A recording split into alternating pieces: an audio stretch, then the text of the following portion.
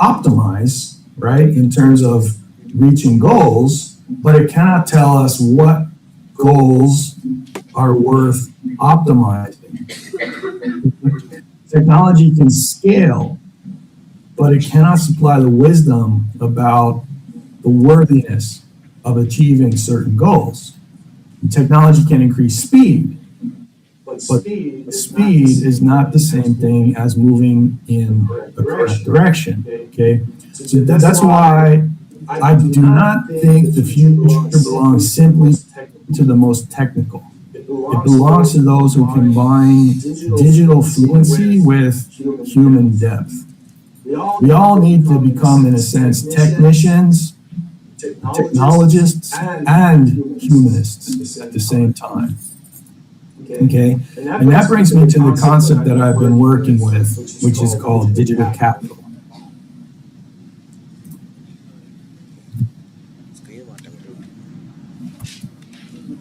Okay, so digital capital is more than just access to technology, right?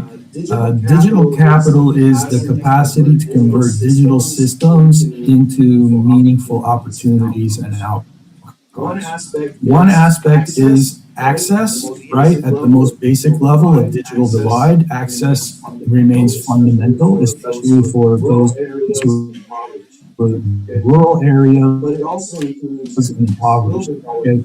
But it also includes skill development, networks, social and technological, confidence, recognition, and the ability to use digital tools strategically rather than sort of passively to let them work, right? I'll give you an example. Like two people may have the same app, the same platform, or the same AI portal, right? But if they don't have the same digital capital, it's very different outcome, right? So one person uses the tool reactively, the other uses it proactively to build opportunity. One person is, just simply present in the digital system, and the other person compounds value through the digital system. Like that difference matters really enormously for the future of work, which impacts almost all of us. It matters not only for individuals, it matters for the firms, it matters for universities, it also matters for regions and nations as well. So this leads me to pain point 3, which is about transformation without sustainability, right? So this is one I believe that business schools especially need to take seriously. So the pain point is that too much digital transformation is framed as a technical upgrade rather than a social and sustainable redesign, right? Too much digital transformation is framed as technical upgrades rather than social redesign and sustainable redesign, okay? So we hear a lot about innovation and disruption. We hear much less about responsibility. Okay? We hear a great deal about data, and where I live in the Middle East, petroleum-based economies, they talk about data is the new oil, right? We hear much less about the dignity of the human. And we hear about how we're going to disrupt things, but we also hear much less about how we are caretakers, stewards of these organizations and processes. So if the transformation that we are encouraged to take is not sustainable on social, institutional, ecological levels, then in a deepest sense, it's not strategic, it's like really just extractive, okay? It externalizes the cost onto nature, onto humans suffering and exclusion and so on, okay? So I use the phrase rather, socio-digital pathways, and so I'm trying to name something rather specific. So I'm talking about a pathway where the digital systems include social responsibility, human development, institutional trust, and a longer-term sustainability involving humanity and the natural environment. Okay, and so I use these not as just add-ons, right? Like the window dressing. I use these as part of the kind of what I think of should be the operational logic of organizations. And here is where I want to introduce my third intellectual point, right, which is a conceptual formula. Well, it's not that like profound, but it's not a formula or something. But anyway. Okay, so technology plus capability plus purpose equals the sustainable transformation. Okay, so let me repeat, please. The technology plus the capability plus the purpose leads to sustainable transformation. If you look at this equation, so much it goes into technology, and my underlying point is that less goes into the capability development and less goes into the purpose beyond the efficiency side of the purpose of a business, right? So if you have technology without capability, you end up with dependency. People who can't do anything by themselves, they can't make decisions. If you have the technology without purpose, you end up with drift, right? Where are we going with this? What are we using it for? If you have technology without social responsibility, you can get efficiency that may be profitable in the short term, but it may be fragile in the long run, right? Or worse, it can be damaging to participants, right? And so sustainable transformation, the socio-digital transformation, as I call it, requires all three. It requires the tools, that's the technology. It requires the human capability or skills, but it also requires something of the values, this clear sense of what kind of value is being created and who is the beneficiary of that value and why, right?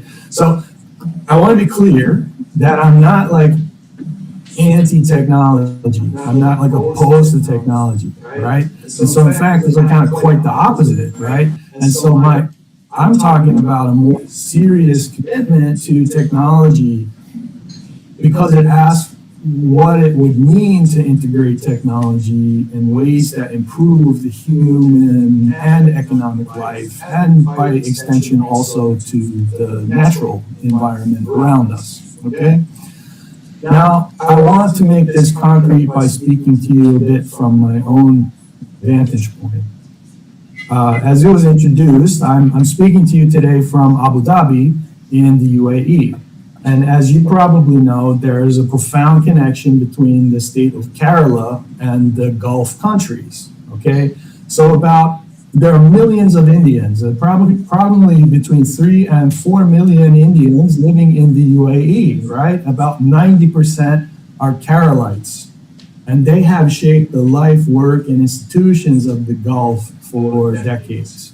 In some ways, I'm interested in telling people when I visit my home country, which is the United States, that literally the UAE was built, literally, by people coming from Kerala and other places in South Asia, right? And so even though I'm not physically present with you today in the room, I don't feel as if I'm speaking across like some sort of like huge gap, right? There's already a social and a professional bridge there. And as I mentioned, I was in Trivandrum. I've been in, I think, 3 or 4 other cities, Thrissur, Kozhikode, maybe one other, I forget, in Kerala. And, so there's already this, right? And so in the Gulf countries, and as in India and elsewhere, we see like this extraordinary digital ambition, right?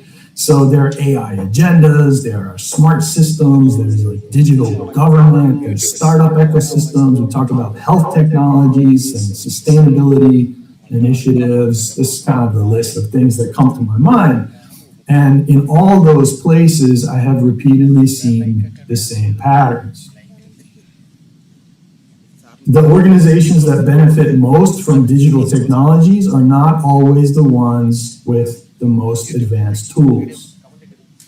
Often, they're the ones that have the clearest alignment between these three aspects, which would be the human capability, the institutional purpose, and the technological adoption. So you understand that in my equation up there, I say it's the technology plus the human capability plus the logic of it, right? Here, I'm saying the humans should come first. The purpose of the institution comes next, and then the technological involvement adoption should follow.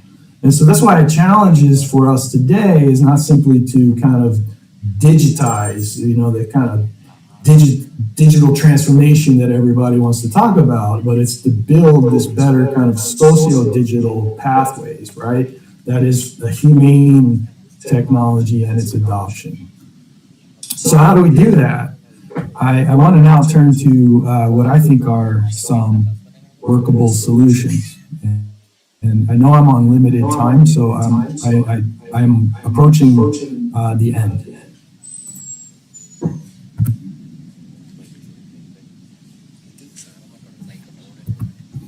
Okay, so what are workable solutions? I'll frame this in terms of both individuals, since we all concern for ourselves and those around us, but also in terms of organizations, right? And so in the business school environment, these two levels constantly interact. So the first move is from using tools to capability development.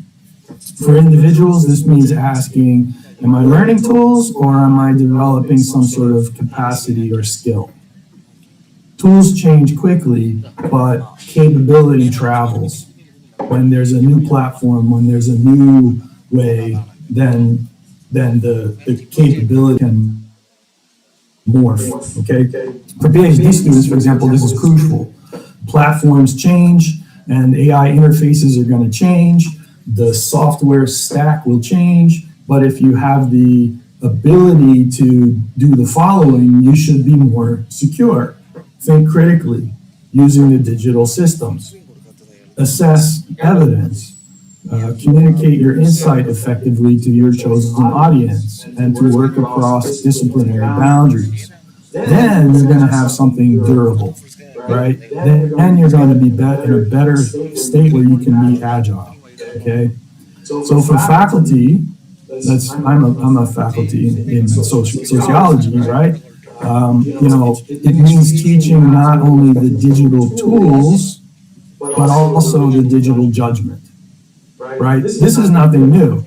You can you can calculate using statistical software that goes back like 30 years about probability of a certain significance.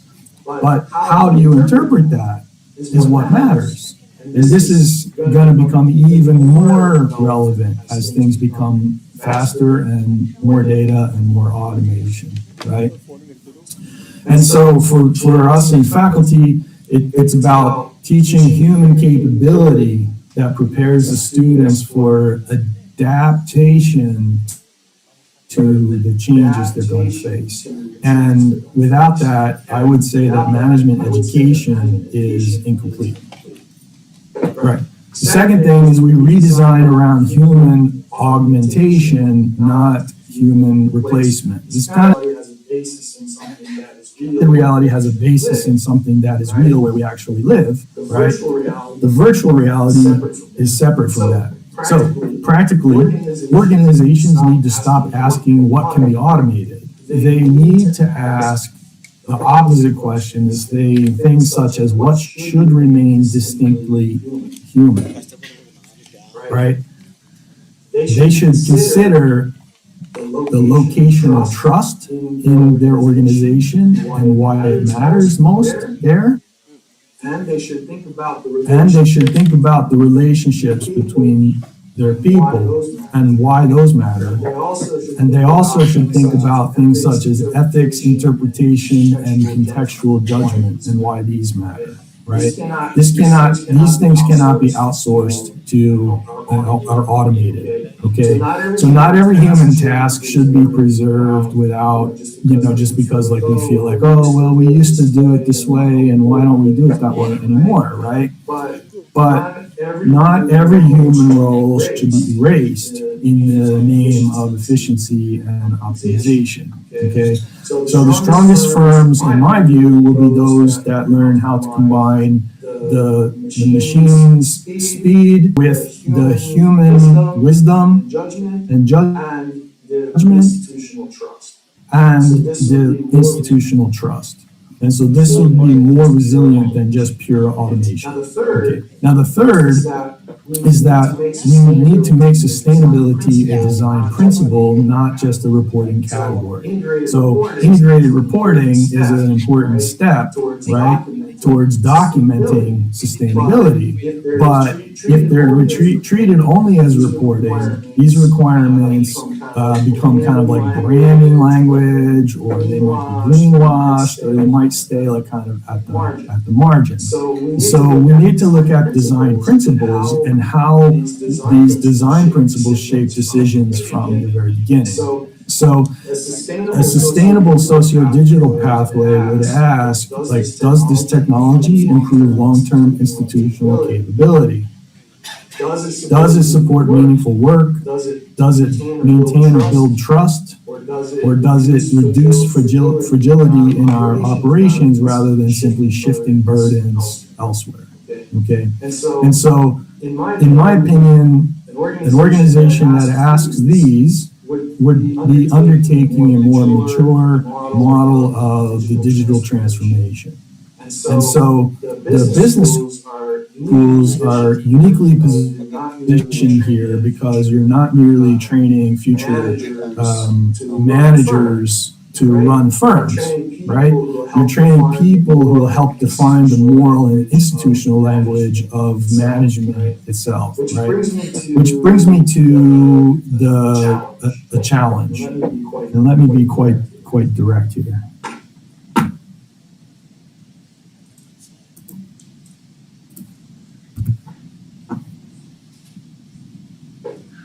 If business schools discuss AI, data, and digital transformation only in terms of efficiency, productivity, and disruption, they're producing incomplete management knowledge.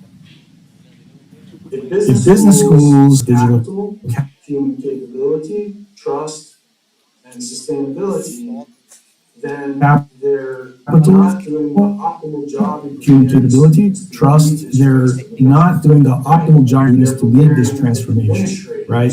They're preparing administrators and not leaders into the future, right? So just to look at those people who can administer and to educate them for that is not enough.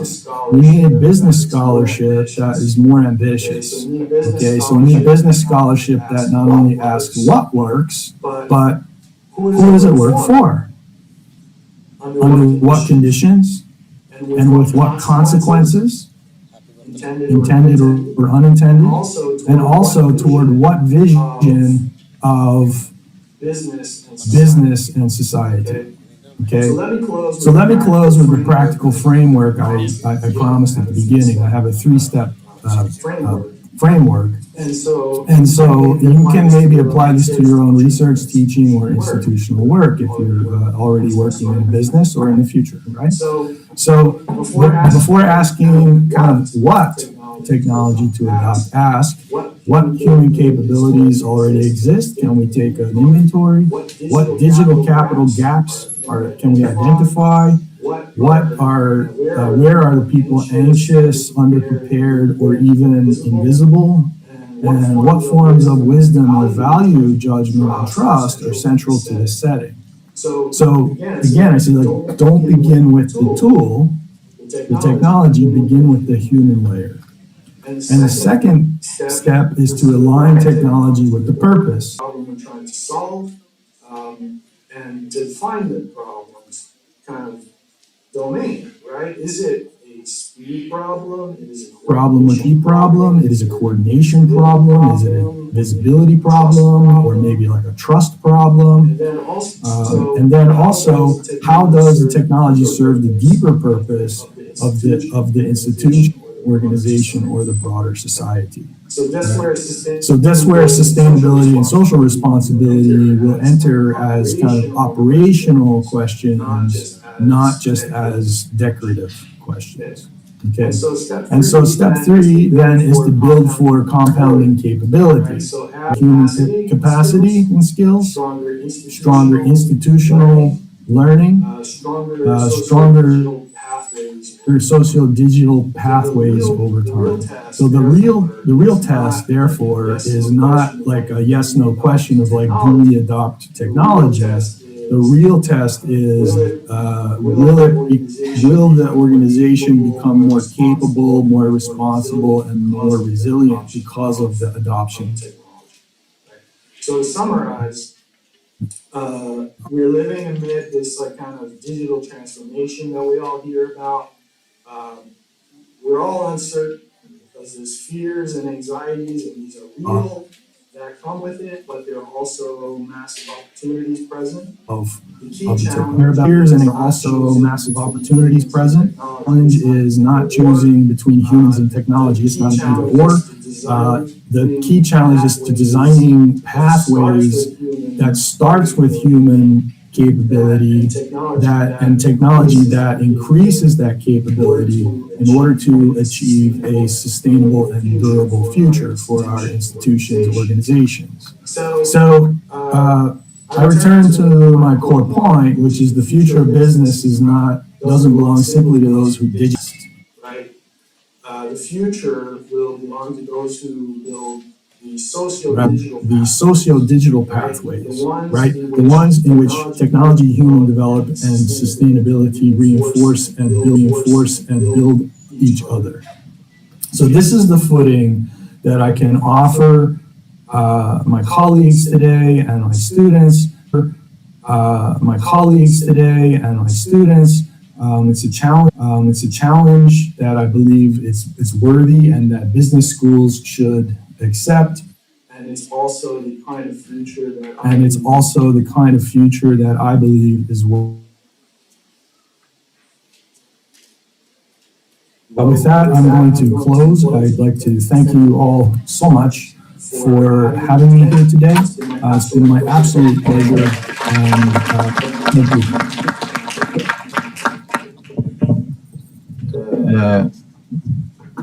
Thank you so much, sir. We would be honored if you just spare some more time for 2 or 3 questions from the audience side. Oh, yes, no problem. Thank you so much, sir. So let me start with myself, if you will. My question is particularly to the skill part of the technological or technological ability. It is more a skill rather than, I would say, an experience or the other way.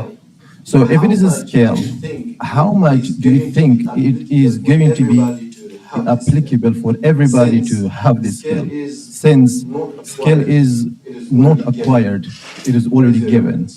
What is your opinion, sir? Thank you. Okay.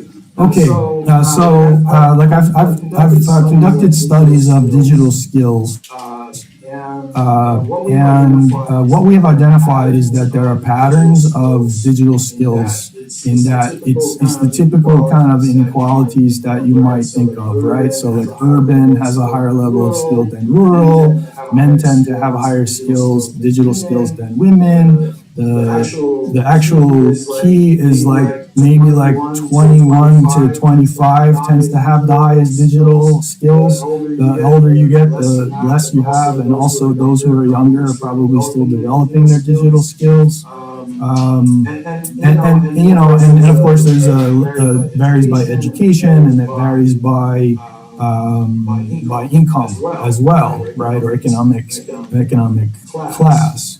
And so, what I think of is the reason why we need this concept of digital capital is because it's about the ability to use the digital tools in order to derive value. When we're talking about on an individual level, we're talking about like kind of do people use their smartphones and tablets and everything for a lot of different purposes, and or do they simply just go on to platforms like Facebook or I guess TikTok is blocked in India, but whatever, similar shorts, like those kinds of things. And so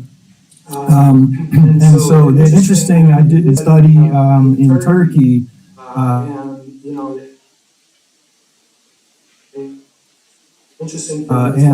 we found we were able to identify based on their giving them certain tasks to complete, whether we can classify them as like kind of low, medium, or high levels of digital skill. And those low-level digital skill people were just sort of like going on Facebook and watching little videos and those kinds of things, WhatsApping each other. And then those people with the highest were like, okay, I'm taking a class online, I'm applying for like government services, I'm learning about like, certain issues of political or economic importance, I'm buying and selling and health information, and so that digital capital is important on the individual level. that's why digital capital is important on the individual level, because it's it takes a certain level of skill to be able to kind of leverage these technologies. Now, it's also generational, right? So I mentioned Facebook, and I'm sure like the students are probably like, oh my gosh, like who uses Facebook? Like that's so like grandmom, uses Facebook, right? And so maybe I'm already in that category, right? Because I know there's Snapchat and all these. I don't even know what people use sometimes because it's hard to catch up. So I'm a digital immigrant. So I'm the last generation to really grow up without computers in my country, right? You have to go to rural areas to find people who aren't like, into computers.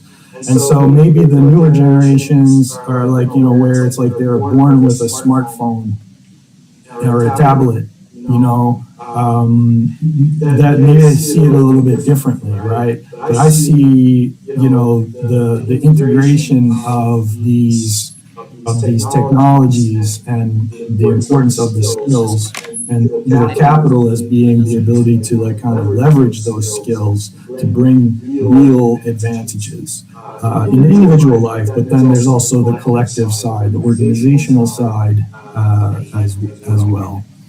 I think I clearly responded to your question, sir. Yeah, it was absolutely efficient and thoroughly answered. Thank you so much, sir. We will have one more question from the audience side. Any question? Yes.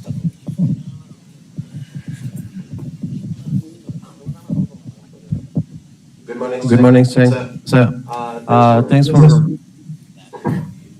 Thanks for the relevant discussion and your inputs about the topic. So you stated that for bringing technology to industries, we need more people to validate the work. It will increase the efficiency and speed of the work, but still, human part is essential, and we need more people to work on this. But the World Economic Forum is saying for 2025, the expectation was that 40% of employers are expected to reduce the employees, and we see the massive layoff giant companies like Amazon and Tata and a lot of tech companies around the globe. And also the World Economic Forum is saying that 50% of the college students in US are saying that AI made their degrees less valid. So what is your comment about this, sir? Yeah. Okay. Look, one of the, as a sociologist, I will tell you one of the biggest social transformations that has occurred in the last century is the large-scale entry of women into the formal labor force, right? And this is kind of like the hidden this is kind of the hidden conversation that is a structural issue.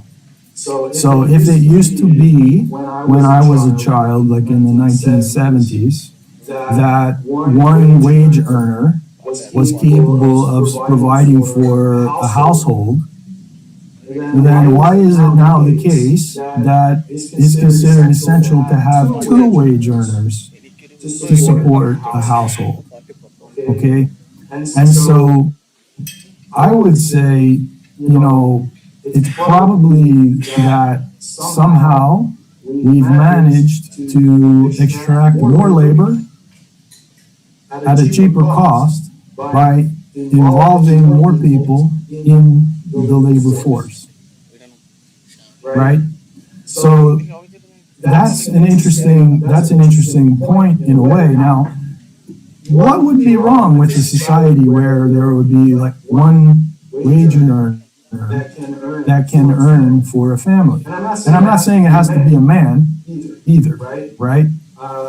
It could be a woman, and there are many single parent families as well for which this would work, right? But it's more of a social issue about like kind of what is a living wage and how much does a person need to earn in order to support their families. Now, COVID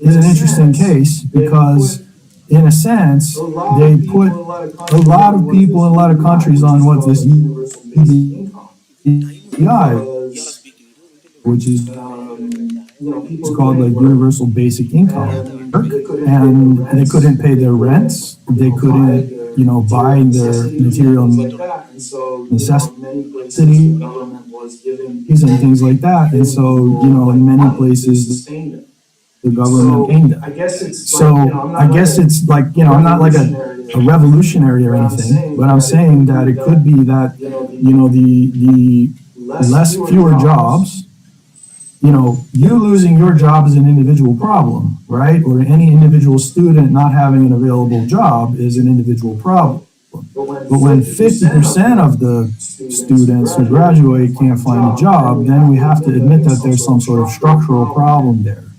Right? And it's not going to be just like fixed by saying, without making some sort of structural change. So looking forward, it could be that AI forces us in some ways to decide like what are the truly important roles that a human being must play in business, in government, in universities, and so on. And to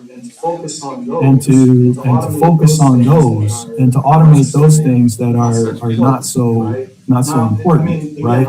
Now, again, I'm looking at this as sort of like a macro issue, right? Not to minimize the pain point of the one who's like in school and needs to get a job and wants to make a success in things. But the question becomes like, what are the things that we could possibly do that wouldn't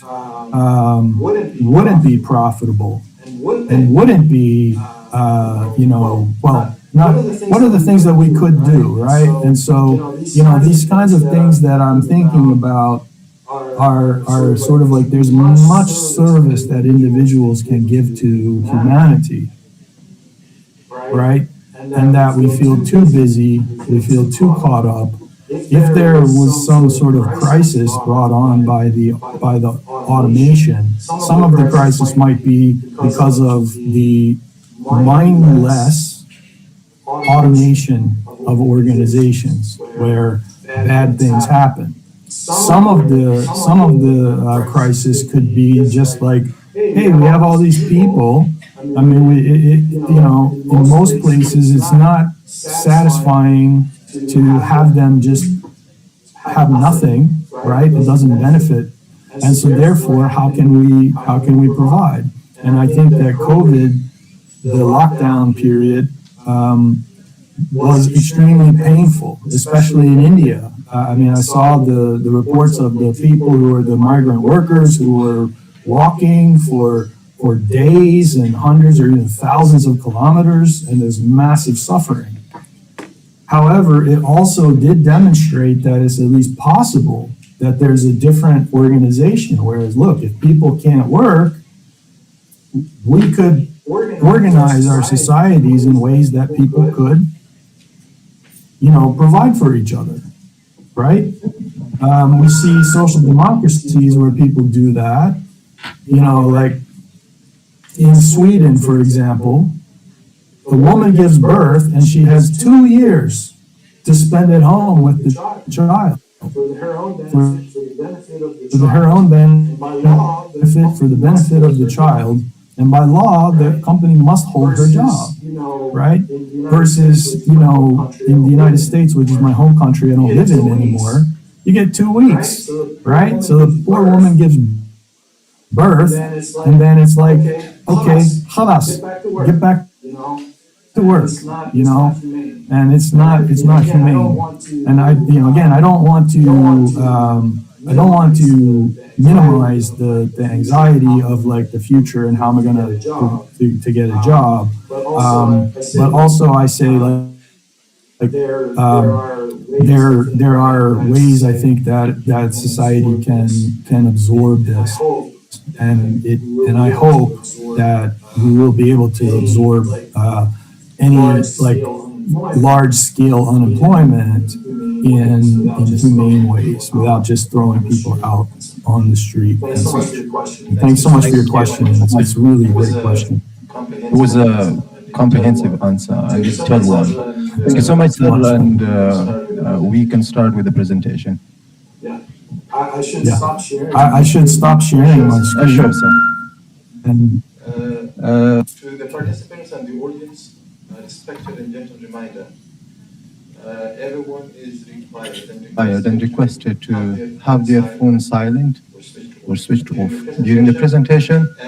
And those participants who have the presentations done, kindly stay in the hall, do not leave, because we have to stay in the hall for further process as well. Thank you.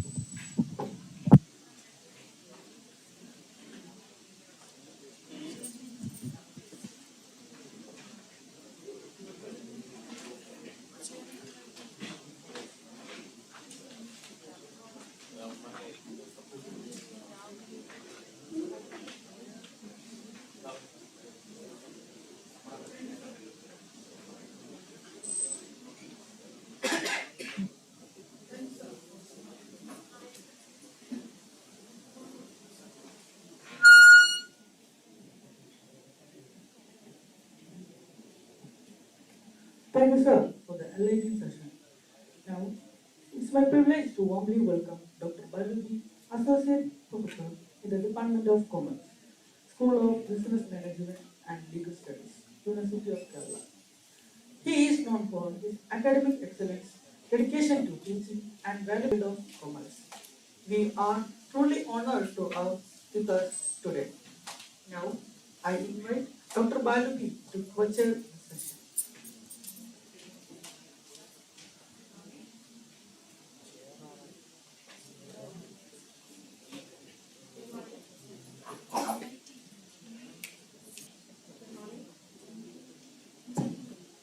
Good morning. Good morning, participants. Kindly note that your presentation is about to start. And in the beginning, we will be starting with the offline sessions. And the general instructions for the presenters are, there will be 5 minutes given for the presentation and 1 minute for the question and answer session. And there will be a warning bell at the 4th minute and final bell at the 5th minute. Kindly conclude the presentation by the 5th minute. Thank you. Kindly, I request all the participants to kindly strictly stick to the time slot. Thank you. And we have the first presenter, Mr. Berlin B.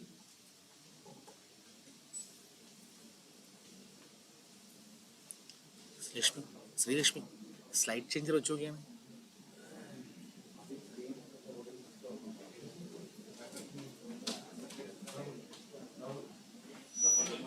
Leenu, screen share आवनो.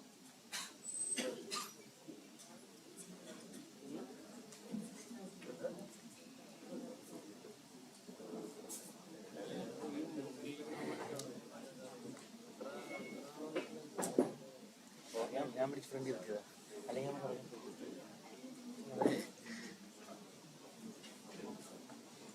ലിനു ഇപ്പൊ കരയും കേട്ടോ ലിനു ഇപ്പൊ കരയും ആ okay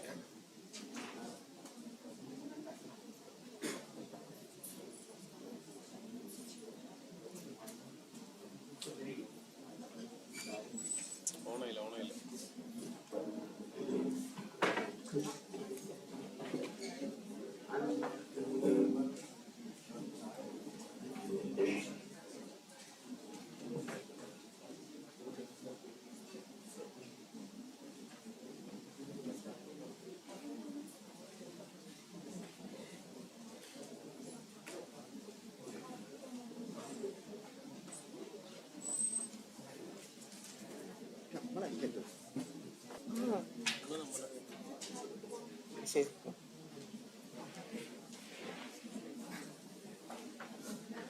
So very good morning, respected chairs, fellow researchers, faculties from various institutions and everyone present. I am Berlin Baby from the Department of Management Studies, Lutz Mahler College of Science and Technology. On behalf of my co-authors, Ms. Jenny R.J. and Dr. Shyamna Daras, I am pleased to here to present about my paper title, Role of Digital Integration in Managerial Decision Making in Healthcare Institutions. Moving to the introduction part. അതിൽ വെക്കണം medium quality ഉണ്ട് Kerala is highly recognizable for its health outcomes.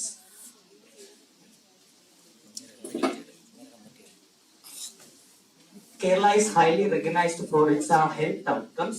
Mortality rate just as 5 per 1,000 live births and neonatal mortality rate below 4, as earlier attained by Kerala healthcare systems. So, in such a greater achievement, which is benchmarked by certain developed nations, there lies a critical management digital gap in Kerala healthcare ecosystems. So the first, even the clinical excellence is strongly prevailing in the healthcare industry. There is a critical management digital gaps. So the departments across hospital institutions, various departments like HR, finance, marketing, and clinical services are operating in fragmented manner, and they are not yet integrated with a seamless data flow of connections.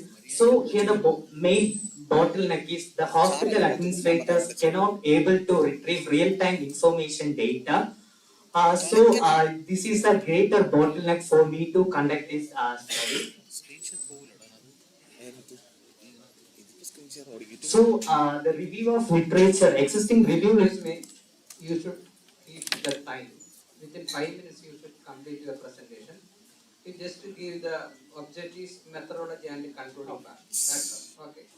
So moving to the objectives part, first to analyze the extent of integration across departments in hospitals.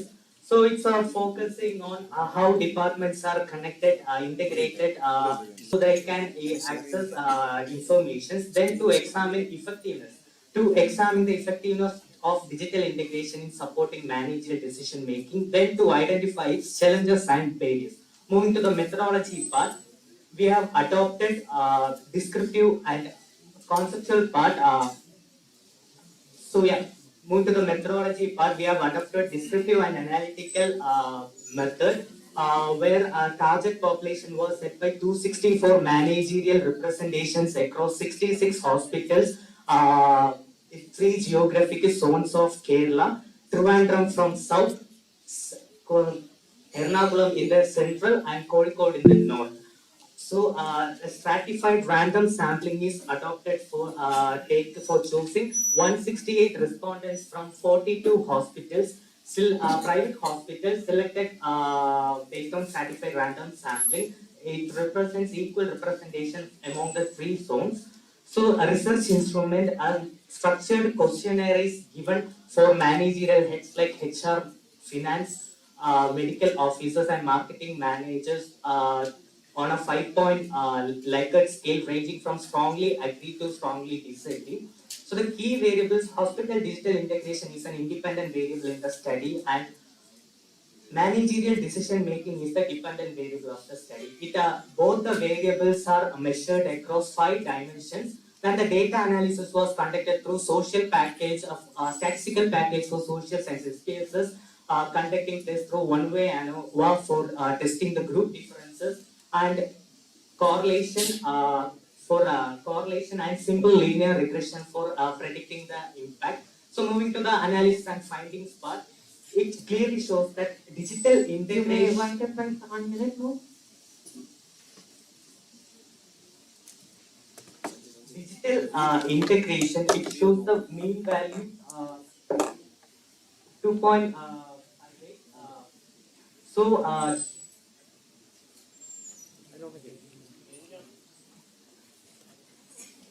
it's not visible. Can you please put this?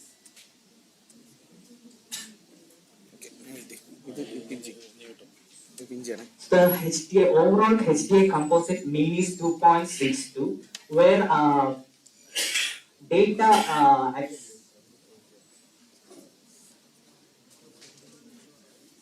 can you please put the screen into this table?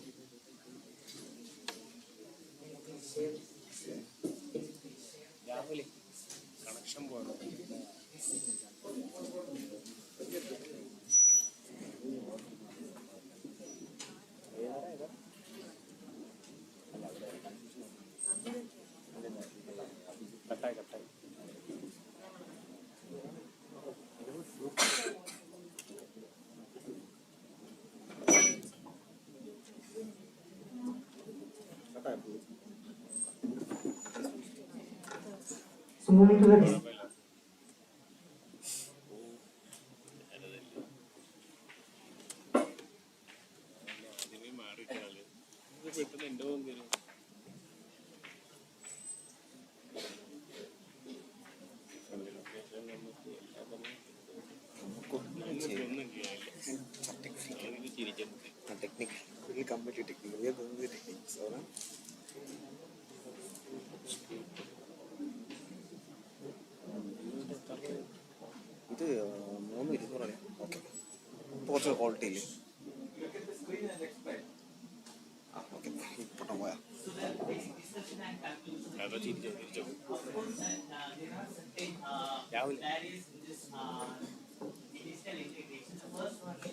The first one is data reliability. Data reliability is a most significant challenge in implementing digital integration in hospitals.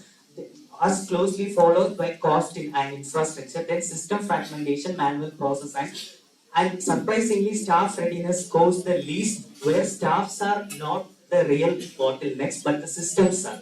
So the data reliability is mean score ranks 3.58, the most significant hurdle, indicating trust issues with the digital output. So the hospital managers are really not trusting the entire digital outputs because of lacking data reliability. So the summary of findings, integration gap, over moderate, the mean value shown here is 2.98. So weakest link is real-time data sharing across departments. So the managers have effective decisions because of this integration gap. Then institutional divides. The super specialty hospitals were significantly leading higher digital integration comparable to multi-specialty hospitals and medical college hospitals. So the decision impact, the strong evidence by conducting this analysis, the R square value we get is 0.846. Any specific point, that's recommendation or like that? So recommendation is to create a unified platform where all departments can information can be accessed in those single dashboards. Then mandate interoperability standards so that the procurement can be always easily can be done. Then data stewardship, so it creates an accountability for using the digital technology. Okay. Any question, please? One or two questions from the audience. Okay. Okay, then we can move to the next one.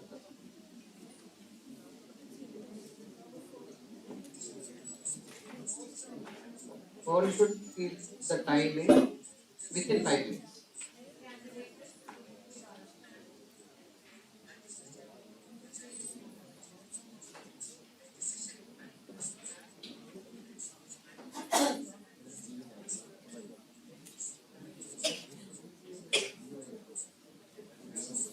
what is the next one? The- Good morning, myself Sri Lakshmi Balakrishnan.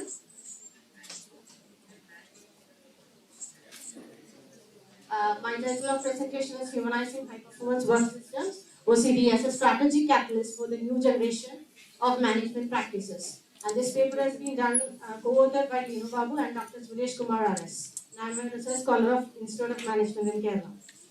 Talking about the introduction, we all know that human capital is the most valuable strategic asset. And in this paper, we are actually studying the strategic linkage between the high performance work system and the organization performance, with the mediating role of the organization citizenship behavior. Talking about the high performance work system. High performance work system is a synergistic bundle of the HR practices, which is including recruitment, selection, the performance, compensation techniques, etc. And organization citizenship behavior is the discretionary employee behavior, which is prompting us to go beyond the job description. And this study is actually trying to empirically test the critical linkage between the high performance work system and the organizational performance with the mediating role of the organization citizenship behavior. And this study is based on the background of the theory, organization support theory, which is advocated by Eisenberg et al. In 1997, which is advocating that the perceived organization support will escalate the employee's performance and also increase the commitment towards the organization. Talking about the objectives, we were trying to find out or examine the relationship between the high performance work system and the employee performance, and we also try to examine the potential mediating role of the OCB in the relationship between high performance work system and employee performance. And we also, the third objective was to examine the relationship between the high performance work system and the OCB. And fourth is one, the relationship between the OCB and employee performance. And the fifth one was to provide an empirical evidence from the public sector organizations. And this is our conceptual model and the theoretical framework where it is being clearly defined, the hypothesis is being clearly defined. Since there is a shortage of time, I'm not explaining the hypothesis. Moving on to the research methodology, the empirical study is a descriptive and an analytic in nature, and we have used the validated scales of high performance work system, Appelbaum et al. 2000, and also OCB, we have used PostSCAF and McKinsey 2006 scale, and employee performance was also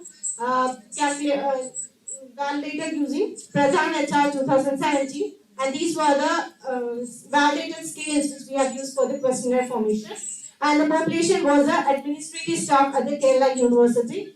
And simple random sampling technique was used, and 330 error-free responses were retained, and the data set were used for the data analysis in the study.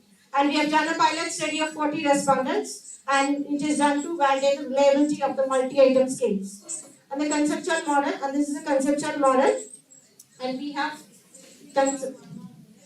okay, we can move on to the discussions. And we have found out that the research shows that high performance work system has a significant positive indirect effect on the employee performance of ministerial employees. Here it is the Kerala University administrative staff employees. But we are in a study we have found out that HPWS, that is high performance work system, which is highly researched through to have a very high impact on the employee performance, is only having a moderate effect. And also impact of high performance work system and OCB is also significant, which is in line with the prior studies. And the findings also with regard to the positive effect of the OCB and the employee performance was also consistent.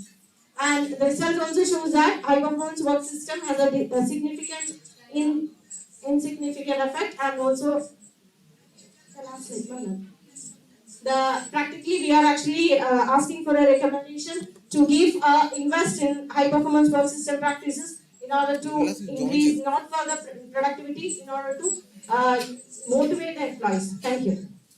Okay, one question. Your study is related to the University of Kerala employees. Yes. What is the exact benefit of the university after your study? So when we were looking into the analysis part, we have found that the high performance work system, even though it is present, that is HR policies and practices are present, it is not having a high impact. So we are actually recommending for more giving more importance towards this administrative policies along with other policies. So we are actually moving on to the increasing the performance of the employees, and since it is a public sector organization and also the student is the most benefiting thing, we think that it is very significant in order to do it in Kerala University. Thank you. Okay, the next one. Thank you.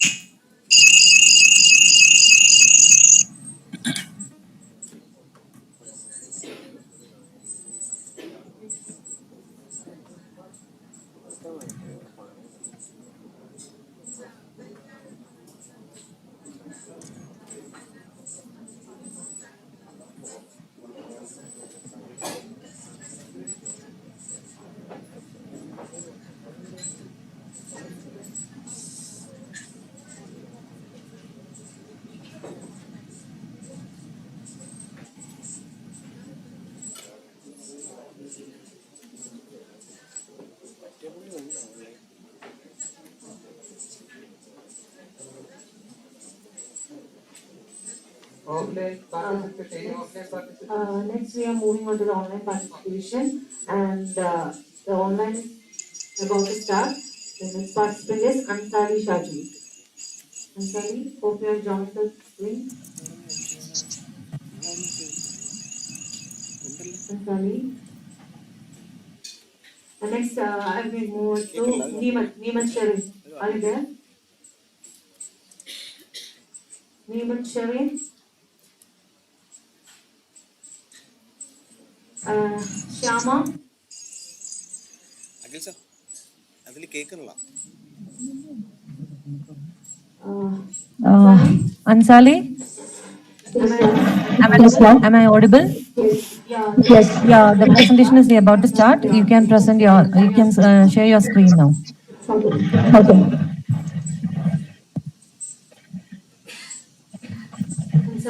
Ansali, kindly note that since we are running out of time, we have reduced the presentation time. Kindly stick to the time slot. Thank you.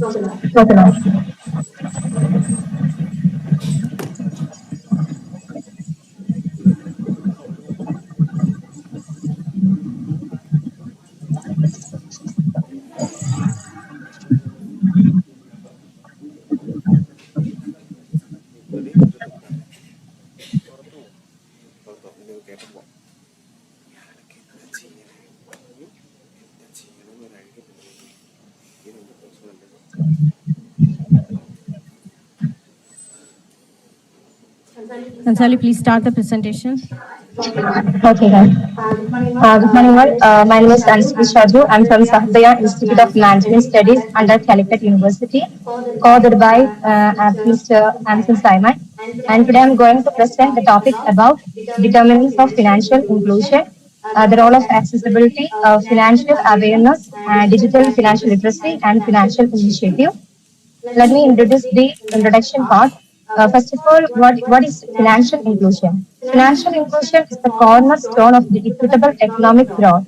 It mainly used for the delivering the financial services at an affordable cost to the disadvantaged and low-income groups.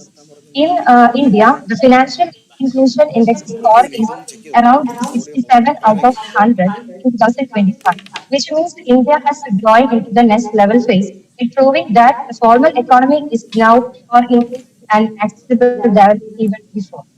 And now India is utilizing 55.98 crore Jan-Dhan account, which means India is moving forward, moving beyond account opening to financial awareness, ensuring the users about how to actively use the credit and insurance products. Come to your objectives. Come to your objectives. Okay. My research. Okay.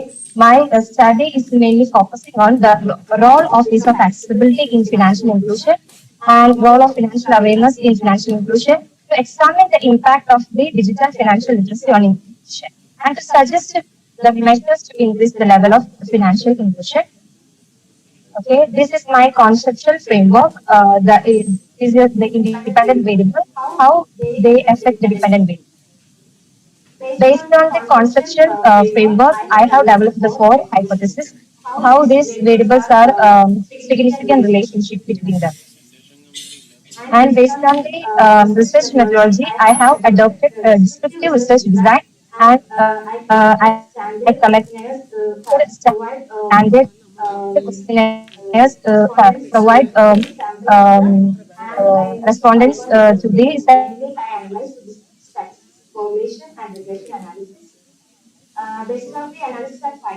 sampling method, scientists I got the reliability around about 0.9%. And based on the correlation analysis, I got the relationship between the financial awareness and financial inclusion have strong relationship, and digital financial literacy and financial inclusion have the strong relationship. Financial schemes like Pradhan Mantri, but there is a moderate relationship that I found is that ease of access, and this scheme was moderate. Okay.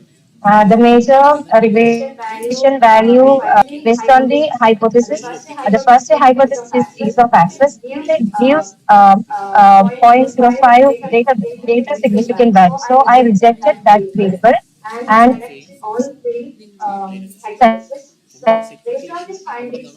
selected all three hypothesis. So, based on these findings, the suggestions that I have given to bank near encourage them PhD mainly focus on the marginalized group and promote implementation or schemes like access and usage of, because the research problem is that there is a gap between actively used or opening an account. Okay, the major discussions, the demand side. Please, Nalini, please conclude. Okay. In my conclusion, the statistic findings confirm that simply providing a bank account is insufficient for the individual's lack of digital skills to navigate modern platform or to utilize the financial product.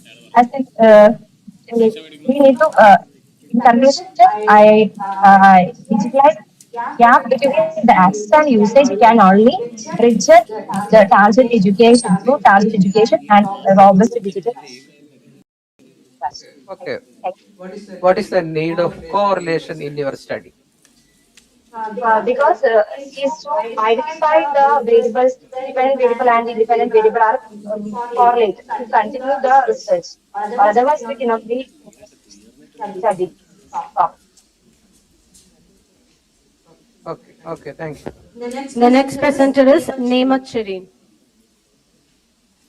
Nemat, kindly stick to the time slot. Please present.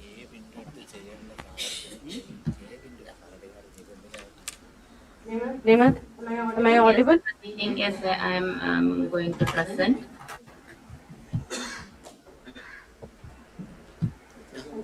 Ansali, please stop your presentation. Thank you. My presentation slides are visible. Yes, it is. Yes, it is. I am Dr. Nemat Shireen, Assistant Professor in Commerce, School of Legal Studies, Gujarat. My topic of presentation is the influence of technology in work and how it impacts on work-life balance. The study is mainly based on how the technology we adopt, such as we are making use of certain digital platforms, project management software. Nemat, kindly change the slide. And AI assistance and how it impacts on the work-life balance.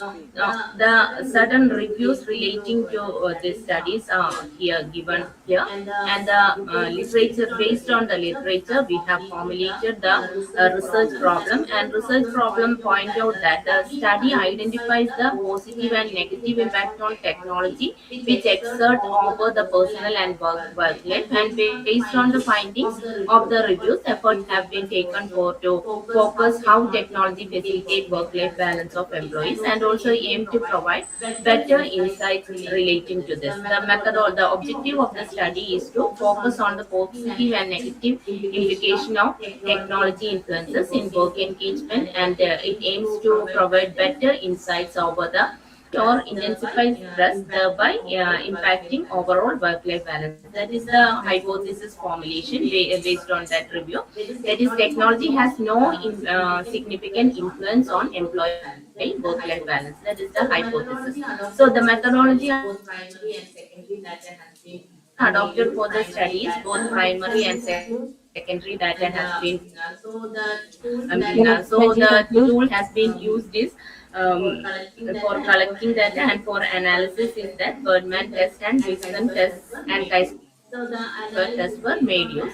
So the analysis, based on the analysis, I am moving on to the findings. That is, there is positive implication. That is, technology enabled respondent to spend more time with the family and to engage in personal activities and various aspects like flexible work hours, traveling, reduced traveling time, increased privacy, more quality time with family, and better focus at the positive influences. And the negative influence is that they have the analysis point out that physical strain and increased workload, and the significant challenges that is making use of technology is that the isolation, loneliness, and the lack of managerial support, lack of technical know-how.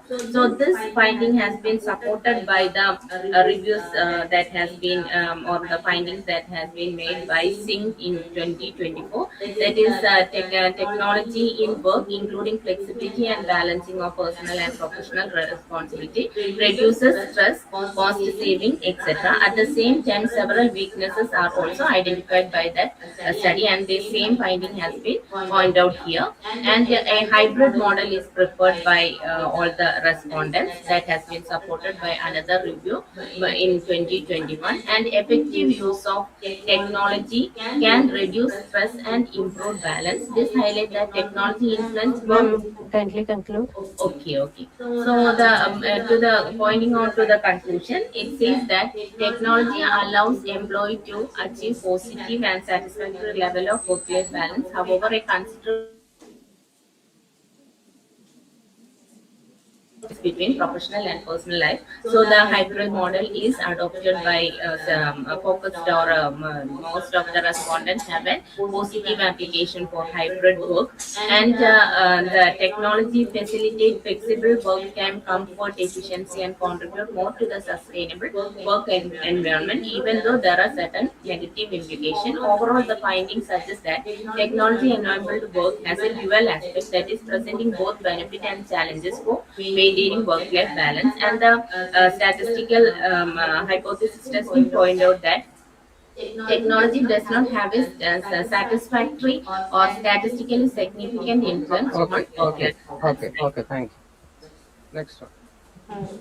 Due to some technical problem related to time management, we are just going for a short break for 10 minutes and kindly join back. And dear participants, please be there in online or just join after 30 minutes and you will be given the first chance in the track 3. Please be online or you can join back in 30 minutes. Okay, thank you.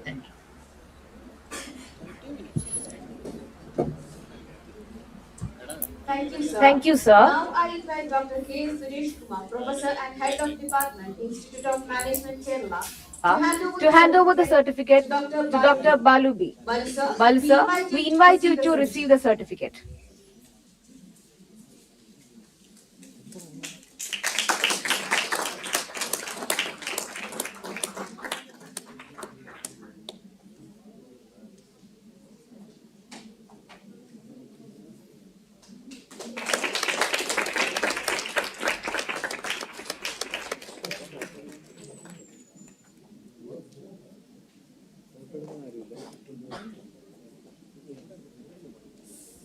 Respected Chair, Co-Chair, learned presenters and participants. On behalf of everyone present, I extend our sincere gratitude to Dr. Glenn Muscat and Dr. Balu B for their insightful and thought-provoking session. Their valuable perspectives on tech-driven business management have greatly enhanced our understanding. I would also like to thank the organizers, faculty members, presenters, and participants for their active involvement and support in making this session a success. Once again, I express our heartfelt thanks to everyone present here. Thank you and have a wonderful day. Now we'll have a short break, and the next technical session will start at 11:45. Everyone be present. Thank you, sir.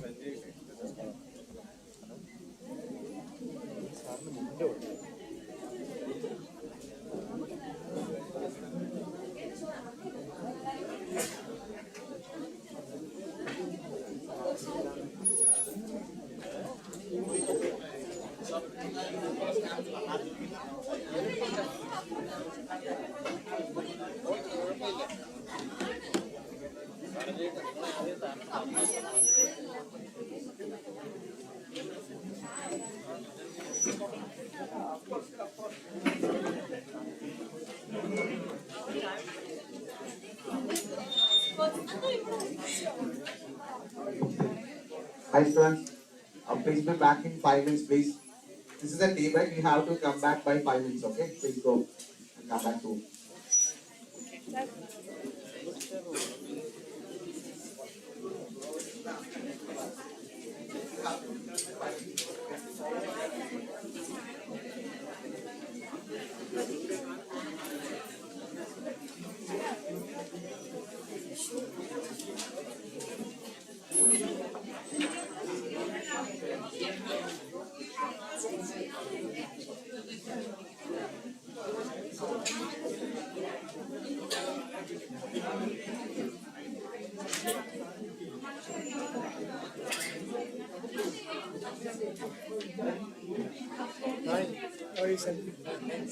Yes. I came late. It's okay. Yes, I saw your presentation. Yes. And when I see the Vishnu cake, and then I know one of the Vishnu cake is and then your pictures appear. And then I took the pictures and so we have photo together. How can I forget you? Because of you, I got one of his certificates from the women college. Women's college. Last time we met. No, CMT. CMT. And there is a conference on April 10th, I think. Sorry, one time. How much is? One time. Are the certificate provided? Yes, certificate provided. If you're interested, just think of it. Yeah, I will share that. Let me check. And then please help you with this. You had tea? Yeah, I had tea. Just okay, we'll just have tea and come back. I had all. Oh, okay. Yeah, when I am coming that day, it was serving. So I had. Okay, sir. Please, sir. Thank you. The board, hi.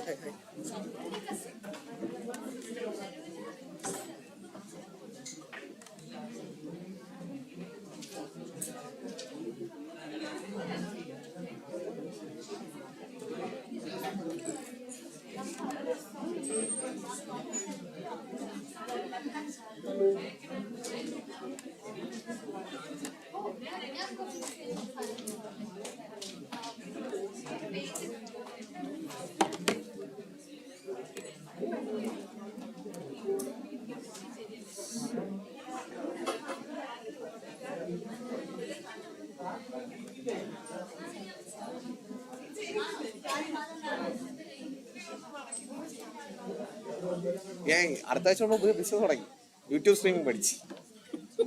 അളിയന് അടുത്ത ആഴ്ച ഒരു കല്യാണം ഉണ്ടേ. എൻ്റെ അടുത്ത് അളിയ ഇന്ന് കഴിയുമ്പോഴത്തേക്ക് പറയാൻ 10,000 രൂപ അളിയ ഒരു ടീം വെച്ചാൽ 10,000 രൂപ പറഞ്ഞു. ഇപ്പം നമ്മൾ പഠിച്ച് സാർ നമ്മൾ പുതിയ ബിസിനസ് തുടങ്ങി, നമ്മൾ നാളെ തന്നെ പുതിയ ബിസിനസ് തുടങ്ങി കേട്ടാ.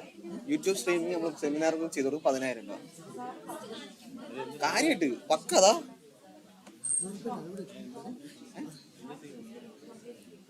ആ മൈക്ക് ഒന്ന് ഓഫ് ചെയ്യോ? Mic off. ഒന്ന് മൈക്ക് ഓഫ് ചെയ്യൂ പ്ലീസ്.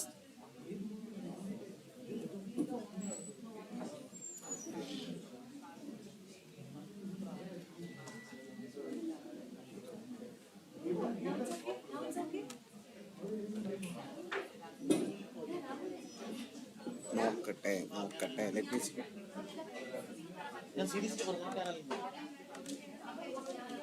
ഞാൻ വേറെ ഗ്രൂപ്പ് എടുത്തു. ഏതോ മൈക്ക് ഓൺ ആണ്. ഏതോ ഒരു മൈക്ക് ഓൺ ആണ്.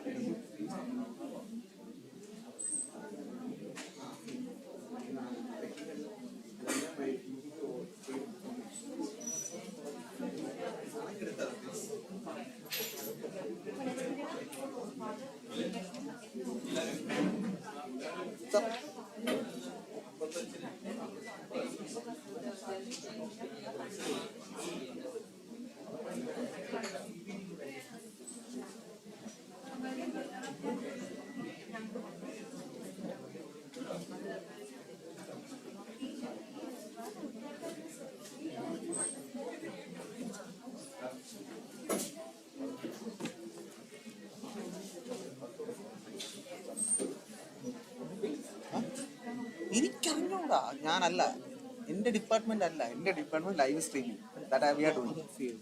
ഏത്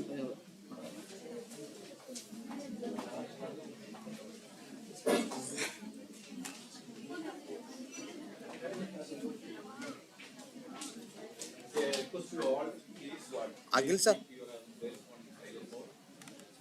Contributions to research and data-driven business practices. We are privileged to have him as the chair of this session. I warmly welcome Dr. Balasundaram.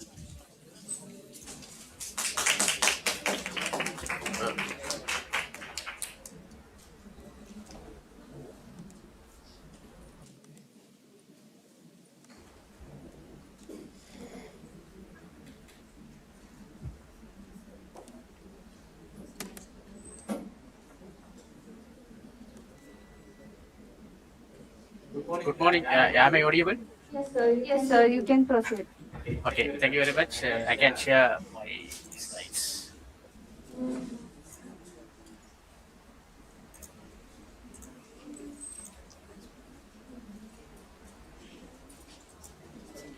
Is it visible, no? Yes, sir, it is. Okay. Myself, Senior Professor Nimala Dasan, Faculty of Management Studies and Commerce, University of Jaffna, Sri Lanka. I welcome all the participants for this technical session number 3. I would like to give my knowledge about this data analytics and business intelligence in the business management. But we understand that the world and surrounded area is happening in 1 second on the internet. Right? It's very crucial thing is happening and knocked our door in this regarding. Basically, all are coming under data. So basically, for talking about this data analytics into the business, is data, information technology, statistical analysis, quantitative and mathematical and computer-based models. To help managers and improve the sight of the business operation, it's better to factor decisions. So basically, it's a business analytics is a process of collecting, sorting, processing the data. Now, as business people, we depend on the data for taking the business insights. So how we are going to get the business insights from the data? We are transferring the data into the statistical models. We say transform data into the business insights. So these insights give us to resolve the problem, increase efficiency and productivity and revenue. It's like business analytics is about analyzing data, identifying patterns, development of models, creating predictions and recommendation of actions. Say for example, based on this the West Asia war with America, it's based on the data to understand is coming fuel increase as well as fuel prices increase as well as share market is going down. And also the fuels going down is depend on the data day by day which are provided by the from this internet.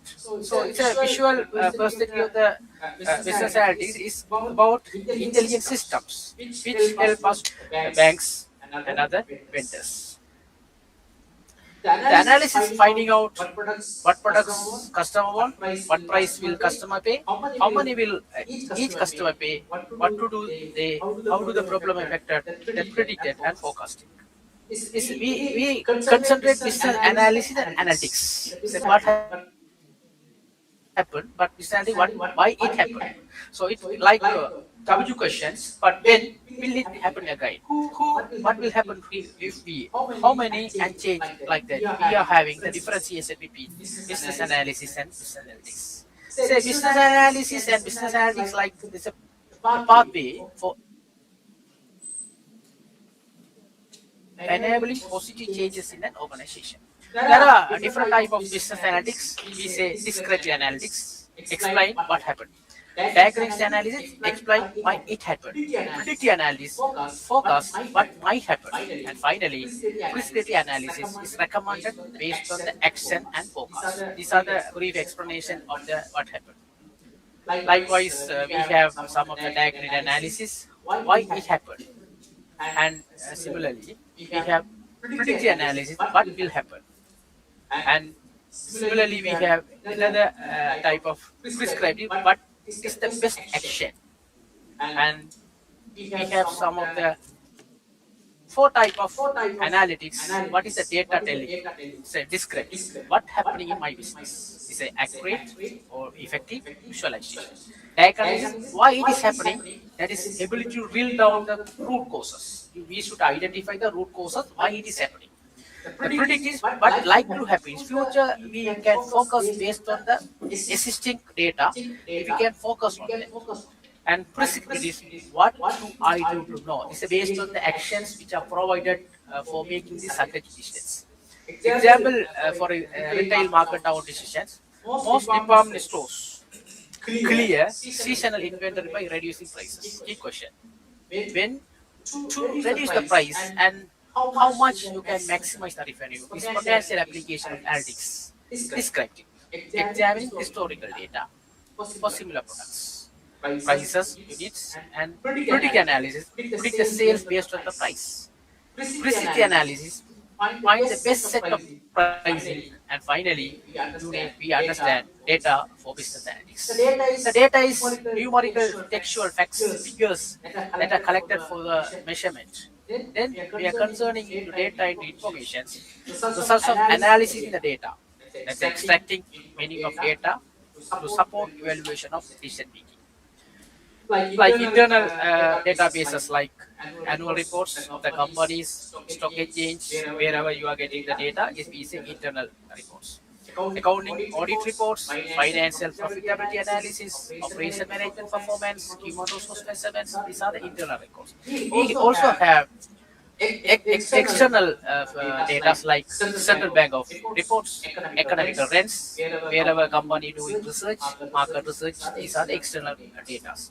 New developments depend on the web behavior. So sometimes you understand social media, page views, visitor time, length time, origin, destination. These are some of the data which are new developments. We have databases. The databases they were the collection of related tables containing records on people, places, or things. In the data table, is a column corresponding to each individual, we say databases. From the databases, you can extract appropriate data, we say data, the data into information, and we get business insights.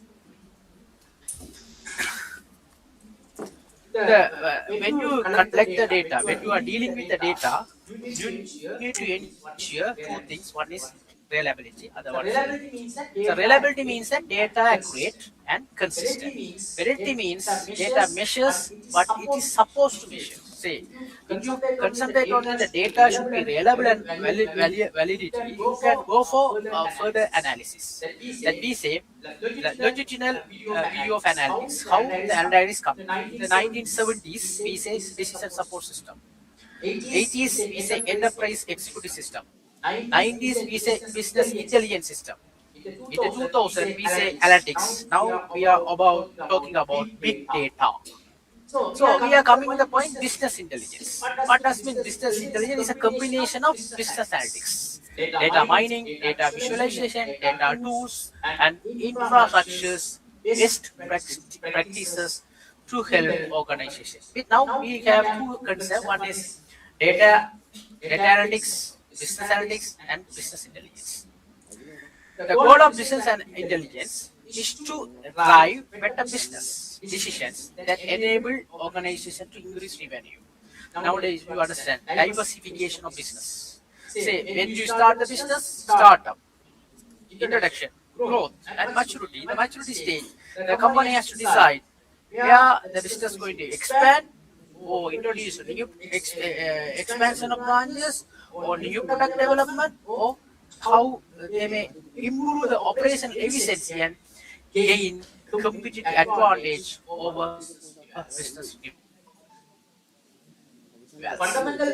Fundamental concept of business intelligence: the business data warehouse, data access, analytics, and processes. Nowadays, you understand we all business people as BBA program, MBA program, BCom program.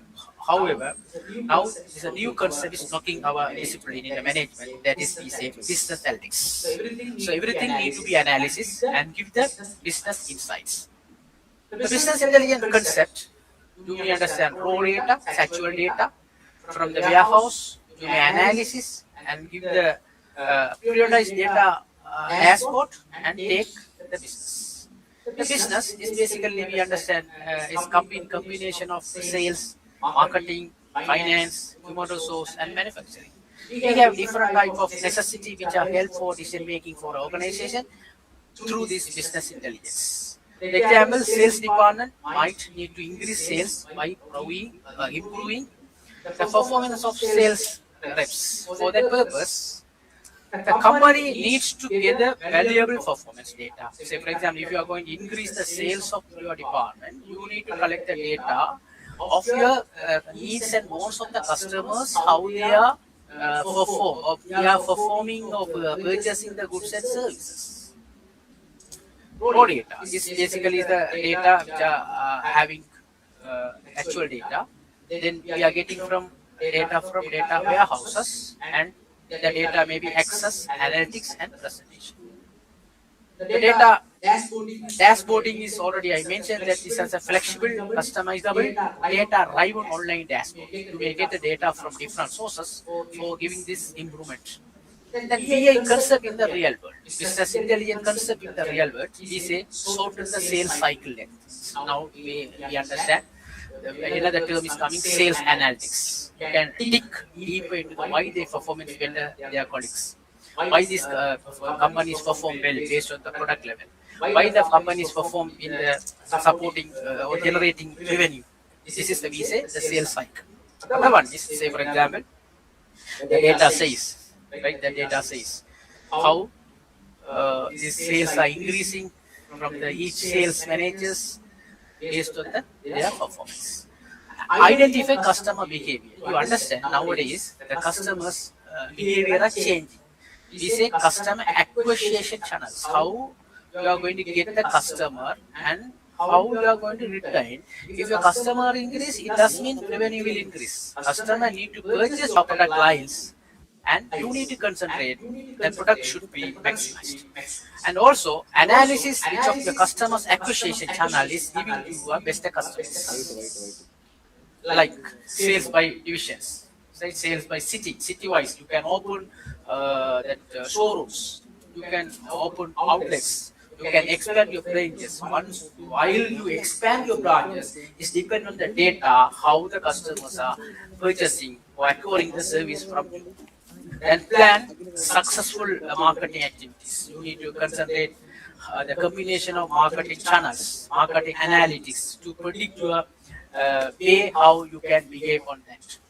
Also, we say like this: this data can be depend on the marketing and improve the customer experience. When the new segment coming, that depend on the customer segment. We say age of information, experience, and the most important factors in the going growth and success. Like the customer service team dashboard, how they are going to respond, how you have the channels, they may have problem. Sometimes there are problems can be solved, some are not like that. and control your entire procurement operation. There are various procurement key performance indicators and fluent efficiency. You need to have the success for this concentrate on your control, like that. Then upscale IT project management. Based on the IT project management, it's a direct result of digital transformation. The role of the IT departments are more extensive and pressure than before, because you have to establish the IT-based department, IT-based project on time to optimum the capacity level in the business intelligence, like that. So, then ensure efficient production process. That's what we say, just in time. And more than other area, manufacturing needs to have efficient process in place, as one mistake can cost of lot of money.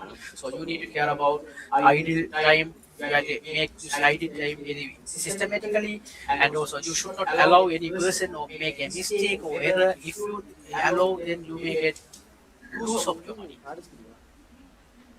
Then boost the financial health of business. That's what we say. Business technologists allow you to predict future outcomes, to generate informed strategies. Now you understand, data is the money. If you have more data, you have more wealthy person. This is especially true when it comes to the finance. We have focused plays a key role building budgets and planning for cost. Like that, we have some of this revenue, cost measurement, and profit. And hire and retain the best talented staff. You need to depend on your staff should be higher, or you need to retain the best talent, the most qualified talents. You also need to offer them best environment opportunities to perform to the best of their abilities. Business intelligence tools enable you to do that, providing a centralized information to pull your HR strategies for the retaining purposes. So like that. Streaming the Indian supply chain. You understand? Based on the supply chain, it's a depend on the data. If now you understand. Now we have the West Asia issues. Now the flights are increase the demand, and also airfare is very high. Then you to have expectation regarding the fast and quality deliveries supply chains. We need to understand business intelligence process. It's a process you understand. It's a real data gathered from source systems and enabling business intelligence tools to support strategic and tactical decisions. Say the process one is data collection, integration. You need to collect all data and make sure this integration. And data storage management. You need to offer the data and data analysis and data visualization and reporting, dashboard creations, and you have to predict the analytics. Business user interactions, performance monitoring. Also, you need to have feedback and iterations. Data governance, integration and decision making, and training and support. How the business process works. Step 1, data from sources. Step 2, data sets. Step 3, business analytics. Step 4, query results are built into data. And step 5, is a business executives and workers use the information. Importance of business analytics and capabilities. One is to understand simply why is business intelligence so important today. Reason for to help you not drone the data, to get wealth of insights. Benchmarking is more accurate, far more data visualization, and you can predict your business. The ultimate purpose of the business intelligence is to predict your business in future.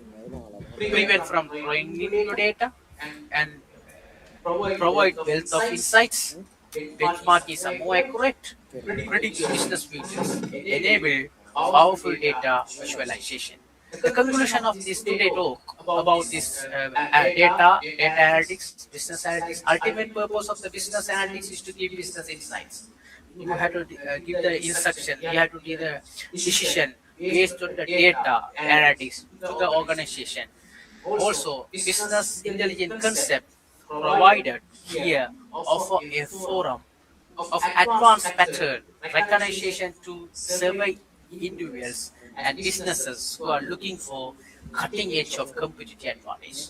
Now, in the summary, the business intelligence helps you to understand your marketplace, your customers, your competitors, and your business people. These people are very, we say, pressure groups of your organization.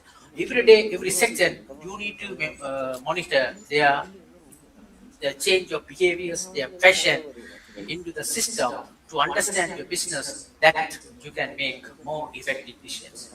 With that note, I wind up my talk and over to you.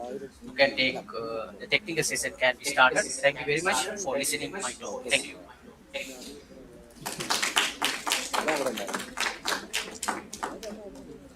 Dear participants and presenters, just please note that we are continuing with the track 2 and then next.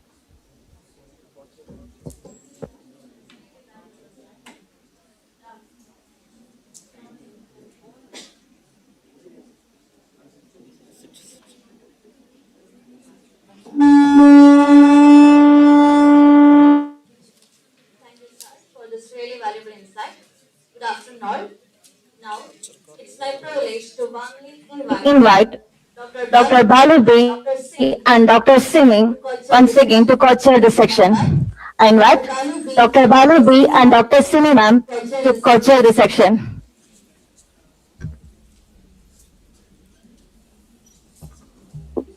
The next press.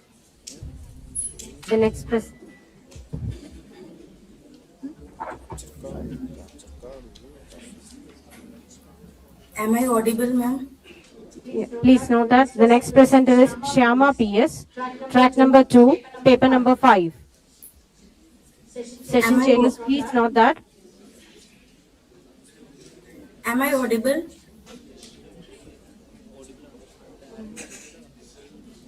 Session chairs, please note that Session chairs, please note that we are continuing with the track 2. Track 2, paper number 5, Shyama PS. Am I audible, ma'am? Yes, you are. Ma'am, kindly present. Okay.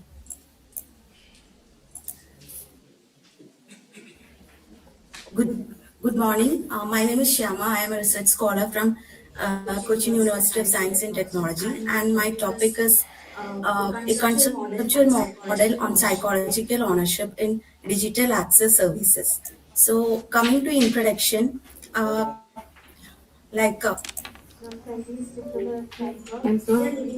living through a fundamental in how people consume. Digital access services like Netflix, Spotify, and Airbnb have moved the consumption from owning towards accessing, and this creates a fundamental critical challenge which where there is a structural lock-in, switching costs are high, and alternatives are abundant, and customer loyalty is fragile. In fact, the subscription economy has reached US $492 billion in 2024, and yet the platforms face the persistent churn. So the central question is, what keeps the customers on the platform when nothing materially binds to them? So, in order to answer this question,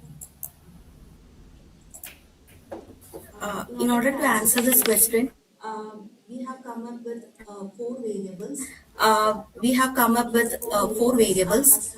These four variables are customer experience, psychological ownership, customer stickiness, and also the attractiveness of alternatives. So, coming to the constructs of the study, the main constructs are these constructs, and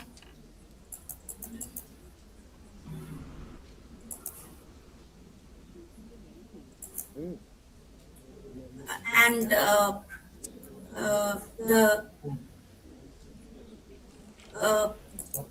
first construct is customer experience, and customer experience has been analyzed to impact the digital has a important ingredient to build the customer loyalty. And next, the mediator is the psychological ownership, and psychological ownership has been explained in the digital context, and it has been explained by Morwood, Pierce and Kotsova, and Kirk and Swain and Abado. And the moderating variable has been the attractiveness of alternatives. It moderates the relationship between the psychological ownership and the customer stickiness. Recently, the studies by Yoon and Kim 2024 also asserts the importance of attractiveness of alternatives, where the high alternatives drive the platform environment, and the dependent variable has been studied as customer stickiness, and the customer stickiness has been have the cognitive dimension and affective, sensorial, and behavioral dimensions. And coming to the research gaps, the digital context in the PO, in the psychological ownership research, has been less studied, and the value creation aspect within the platform has been less studied, and it is noted by Jam et al. 2023 and Close et al. 2025. And coming to the research research problem is how can providers enhance the customer stickiness when there is a persistent churn and abundant number of alternatives are available. These are the objectives: to analyze the multidimensional experience, the 4 points of the customer experience, and how the psychological ownership can mediate the relationship between the customer experience and the customer stickiness, and also to test the moderating effect of psychology or attractiveness of alternatives. And these are the assumptions of us. Can we come to the conclusion, please?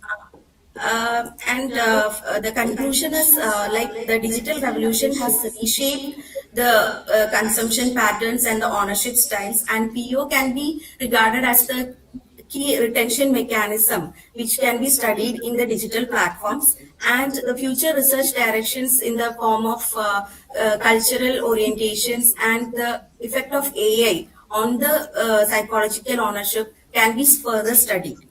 Thank you. Over to the question and answer. Or the next one. The next participant is Afna AS. Session chairs, please note. Let's track number 2, paper number 6. Afna AS.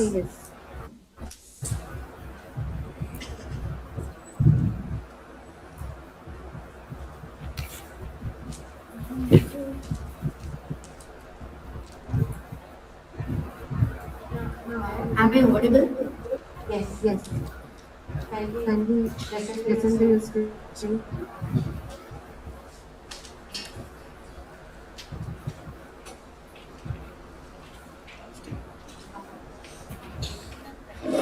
Ma'am, kindly start. Is it audible? Yes, it is. Good afternoon, everyone. My name is Dr. Afna AS. I'm working as assistant professor from the Department of Management Studies, Mohammed College of Engineering and Technology in Trivandrum, and my co-author is Professor Salman A. So coming to my topic is augmented reality as a tool for employee learning and development in IT sectors. So in the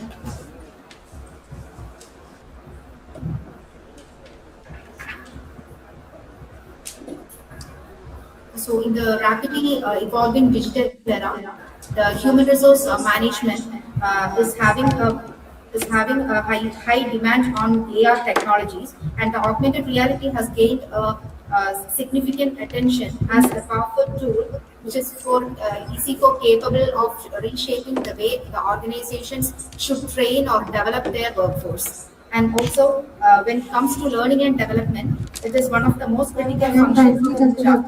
Apna. Sorry? Directly you come to the objectives, methodology, and coding part. Okay, sir. My objectives of my study is to examine the effectiveness of augmented reality technologies in enhancing employee learning and development outcomes. And second objective, to identify the major factors influencing the adoption and successful implementation of AR technologies involved in employee learning and development. And third one, to analyze the key features of AR that contribute to its usefulness as a training and development tool in organizations. So my conceptual framework here, AR features is considered as independent variable, and we have a mediating variable which is learning experience, and the third one is learning outcome, which is our dependent variable. The hypothesis frame, there is a significant relationship between augmented reality features and learning experience of IT employees. The second hypothesis, learning experience mediates. Sorry, ma'am. Can you conclude? That was a warning. Okay. So coming to my analysis part, the demographic profile means that the gender, from coming to gender, here the most of the participants, 60% of the participants were male, and when it comes to age group, the most of the participants and the respondents were in the age group of 25 to 34 years, and educational qualifications, most of them were graduates. And coming to my analysis part, test the relationship between augmented reality and features and learning experience of IT employees. I have used Pearson correlation and between the AR features and the learning experience, and the mean value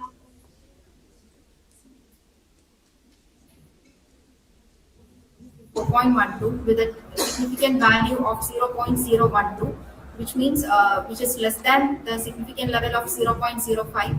So the null hypothesis is accepted, which means there is a significant relation between augmented reality features and learning experience of IT employees.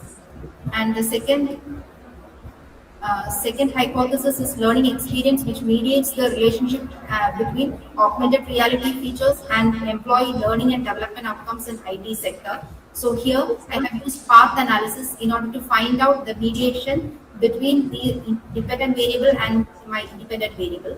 So the coefficient is AR features to learning experience. We got a beta value of 0.71, which means there is a direct positive correlation between AR features and learning experience with a p-value of 0.002. And learning experience to learning outcomes, the beta value is 0.5. Sorry.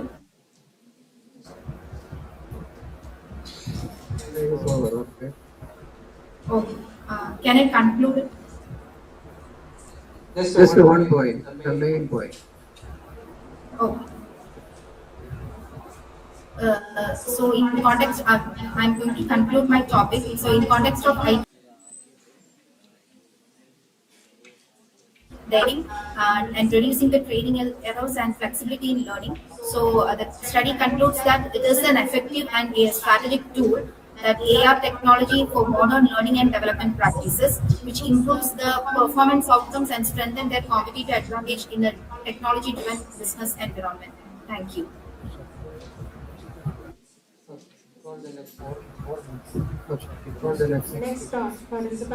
Next participant is Shafida Rashid. Okay, ma'am. Session chairs, please note that extract 2, paper number 7, Shafida Rashid. Please start your presentation, Shafida. Yeah, okay, ma'am.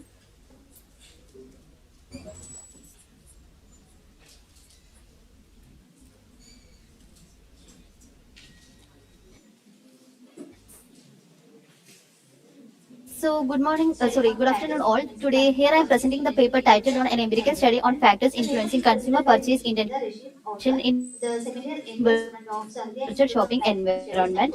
The paper is presented by me, Shafida Rashid, author, the second year MBA student of Sahdia Institute of Management Studies, and co-authored by Amson Simon, the professor of Sahdia Institute of the traditional shopping method to modern methods on Flipkart, Myntra, etc. So nowadays it is more advanced to the features like virtual experiences. So many brands like Myntra, Amazon, Lenskart, etc. have adopted these features. So it is enabling the immersive, interactive, and real-time. Complete your presentation. You just come to the main objectives, methodology, and conclusion. Okay, sir. So my research is focusing on how immersion, interactivity, convenience, and innovativeness influence the purchase intention. So there are many literature reviews that recently studied regarding the virtual platforms. And when come to my research gap, the previous studies are on about the usefulness, customer experience, and satisfactions. So when come to my study, it address a gap by examining how the perception factors like perceived immersion, perceived interactivity, virtual showroom convenience, and brand innovativeness are influencing the consumer purchase intention in virtual shopping environment. So when come to my research problem, there are many companies who are investing in AR, VR technologies and other platforms. So it is important to understand whether there is influence on consumer purchase intention or not. So my study is attempting to evaluate the effectiveness of immersive digital technologies in influencing the consumer purchase intention. So when come to my objective, the primary objective is to analyze how these factors influence the purchase intention in virtual shopping environment. And there are four supporting objectives that are to examine the influence of factors like perceived immersion, perceived interactivity, virtual showroom convenience, and brand innovativeness on consumers' purchase intention. So this is the conceptual model of my study. This shows the independent variable and dependent variable. And when come to hypothesis, there are four hypotheses. It shows that the perceived factors like perceived immersion, perceived interactivity, virtual showroom convenience, and brand innovativeness have a significant influence on the consumer purchase intention. So when come to research method, my study adopt a descriptive research design, and the natural study is to test the feasibility of the research framework. And I collected both primary data and secondary data. Primary data collected through a structured questionnaire, and for the study, I collected the respondents, 100 respondents who are familiar with the online shopping and digital shopping technologies. And I used a convenient sampling method for my study. And with the help of IBM SPSS, I used percentage analysis, correlation analysis, regression analysis, and reliability test for my study. So as a finding, I got that the reliability values are acceptable because it is lies between 0.6 to 0.8, and correlation shows a positive relationship between variables, and the regression model is significant because R square equal to 0.494. And when come to correlation, it shows that the perceived immersion has no influence on the purchase intention because it is lesser than the significant value of 0.05. And regression also shows that the level of 0.05. So, as a conclusion, it shows that AR VR technologies are gaining importance in modern retail, and interactivity and convenience have significant influence on purchase intention. Immersion and innovativeness alone have limited direct impact. That business are focusing on user experience and functionality. That study provides the basis for research in immersive marketing. Yeah, thank you.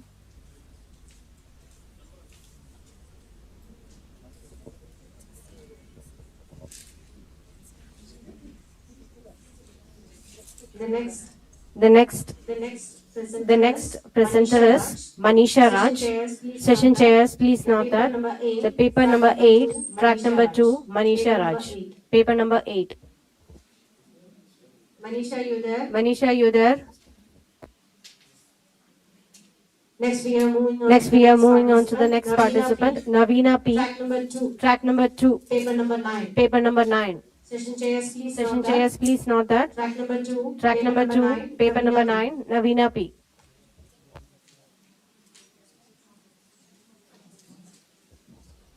Navina, are you there online?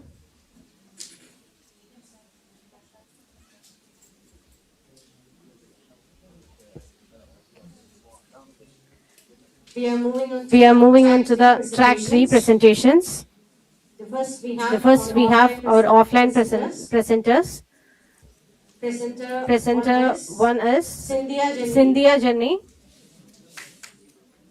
Track number 3. Paper number 1. Session chairs. Please note that. Please. Track number 3.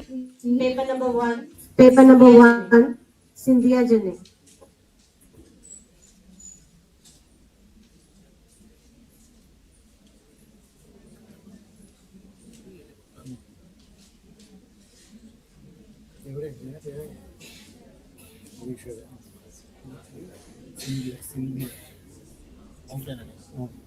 Cindy. മറ്റേ share ചെയ്യണം, എനിക്കത് share ചെയ്തിട്ടില്ല. അതിനായിട്ട് screen share, screen audio.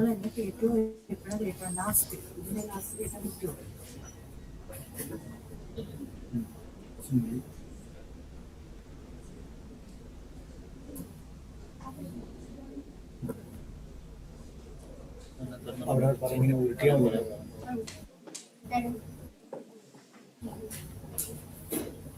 afternoon all. This is Cynthia from SRM Institute of Good afternoon all. This is Cynthia from SRM Institute of Science and Technology, Chennai. So my topic is reporting to reinvention. actually I am a research scholar. Actually, I am a research scholar, Topic of and research is my actually topic of research is metaverse in actually education. metaverse in education. Pertaining to the Pertaining to the conference topic, I have just done a thematic analysis in the topic reporting to reinvention. So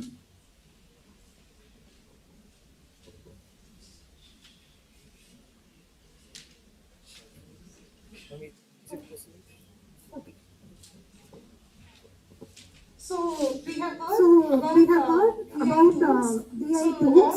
So all organizations use BI tools. Some of the familiar BI tools are Power BI, Tableau, etc. The main limitations in the traditional BI tools is that silo data. That is, data is stuck within the departments. It is not integrated with all the departments. So if it is marketing data is being stuck with the marketing department, HR data with the HR department. But each department has their own analytics. They do the analysis using the data, but it is not integrated. That is the problems now we face here. Then the next one is the limitation is lagging indicators. Lagging indicators only after the event is over, we know this has occurred. We don't have most of the companies they don't have predictive data. Some companies are being adapting to it. So because of this, after happening only we know what has been done. We always go for prescriptive analysis. That is, we prescribe what has to be done. The next limitation is decision support versus transformation. All transformation begins with decision support. Not all decision support leads to transformation. So that is the main limitation here. I have done review of literature. The basic research gaps seen here is lack of holistic BI tools. Move to the next slide.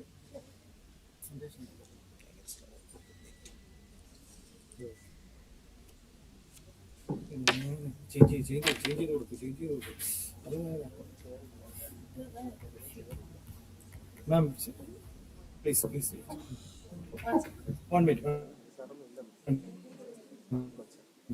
1 minute. All presenters should notice that there are 8 students remaining, so you should keep the time and include only objectives, methodology, and conclusion. So you should keep the time and include only objectives, methodology, and concluding remarks. Otherwise, So I'm very difficult for the company. Mine is a thematic analysis. I have this is the last part of my presentation. Here, all the decisions improve predictive analysis, and there is capabilities, and there is alignment between strategy and operations. Here, but most of the systems have only fragmented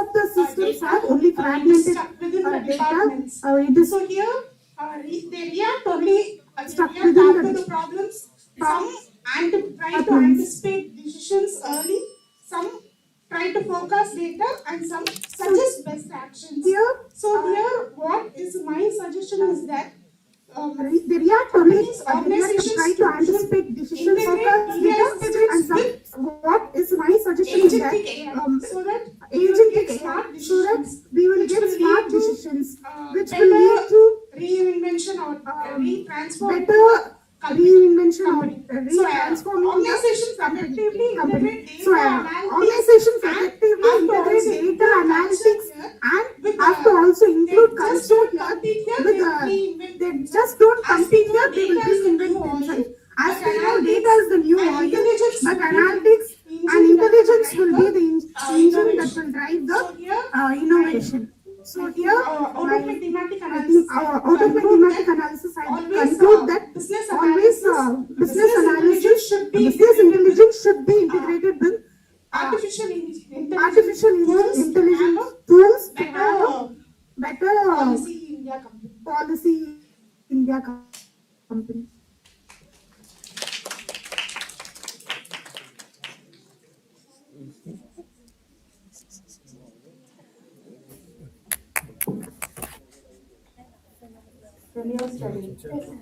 Yes, how far this culture create an impact on the so because I'm telling to include culture is HR human resources data is also used. So based on what how it is included. Data also depends on how they behave, how they react to some data. All this comes under the organization. So some parts of culture should also be seen that they do it ethically, they don't hurt their feelings. That is why I have bought culture. Thank you. Next area.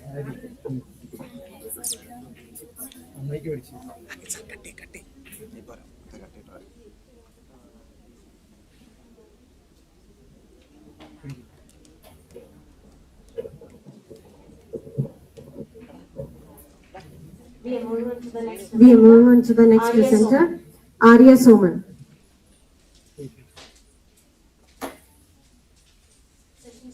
Session chairs, please note.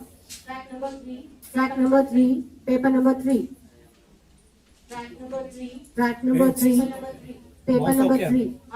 Selecting. Arya Soman. Mouse okay, mouse which is selecting. Mouse okay. Screen share ചെയ്തിട്ട് PPT on ആക്കി. ഉണ്ട് അവിടെ നോക്കി ഞാൻ കേട്ട അത് mouse തുടരില്ല.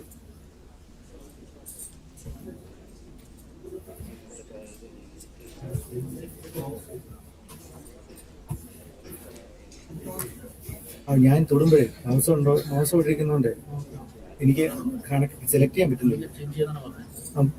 പുള്ളിക്ക് change ചെയ്യാം. അത് ചേഞ്ച് ചെയ്ത് നോക്കി.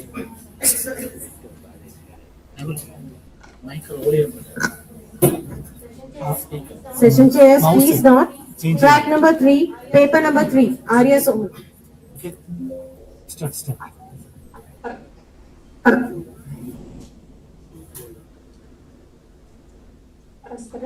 Respected chairs and other experts, good afternoon. So my presentation is about generative AI driven gamification in marketing.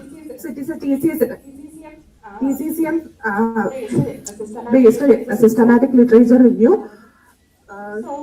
The generative AI has enhanced the scope of digital marketing today. So I have done a TCCM based literature review studies based on the generative AI and the integration of digital marketing. So these are the research that I have been studied. That is the most research that is AI-driven gamification focus on the higher education.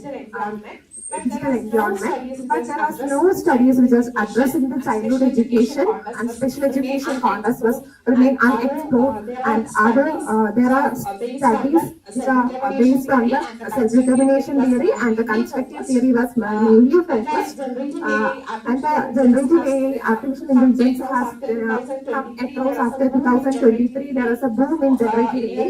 So in earlier reviews there was not synthesized studies about generative AI. And 11 to early education was have received limited attention, and our research addressing the research question that are what are the theories, concepts, and the context and methods have been in the research of generative AI-driven gamification, and what are the major research trends, and what are the motivational and constructive learning perspectives.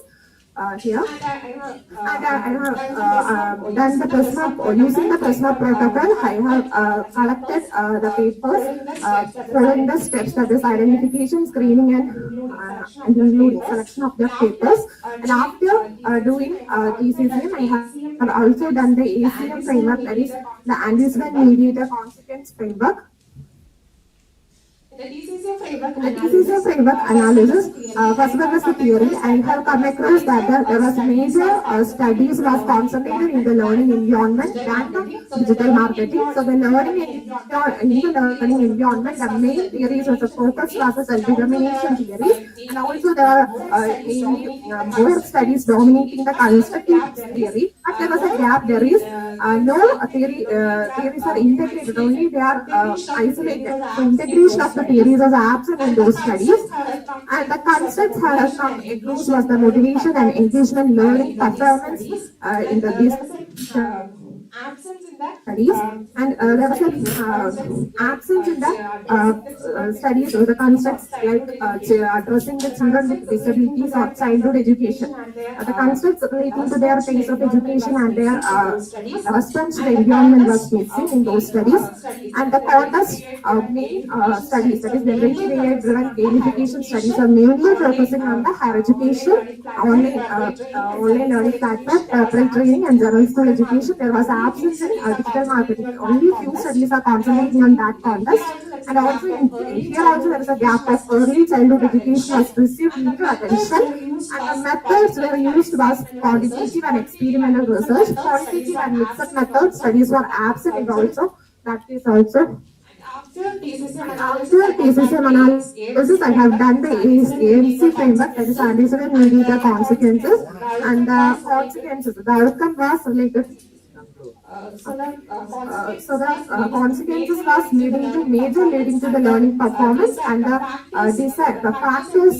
factors or mediators are the game mechanics and the feedback systems, and the consequences is leading to the engagement and motivation. After my studies are concluded, and also I have given future research direction.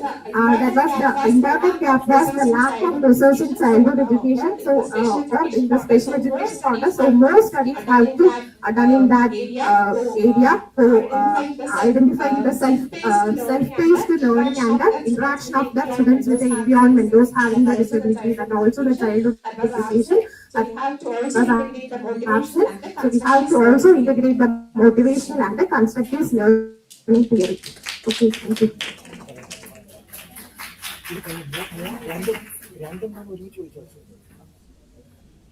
Next track Thank you. Next Next presenter is Harsha BR. Session chairs, please note. Track number 3, paper number 4.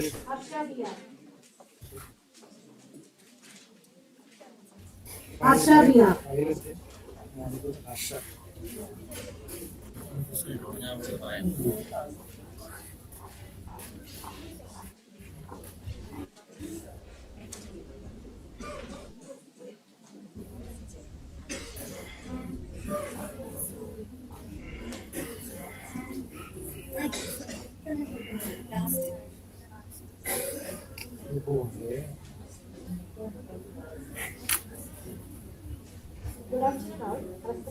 Good afternoon all, respected experts. So, my name is Harsha Biyar and my co-author is Mithun Aram, and our topic presentation is about a study on the impact of artificial intelligence on students' decision-making ability. So, introduction about the topic is artificial intelligence is rapidly transforming in our students' decision-making ability because the AI tools like ChatGPT, it is used for learning, problem solving, and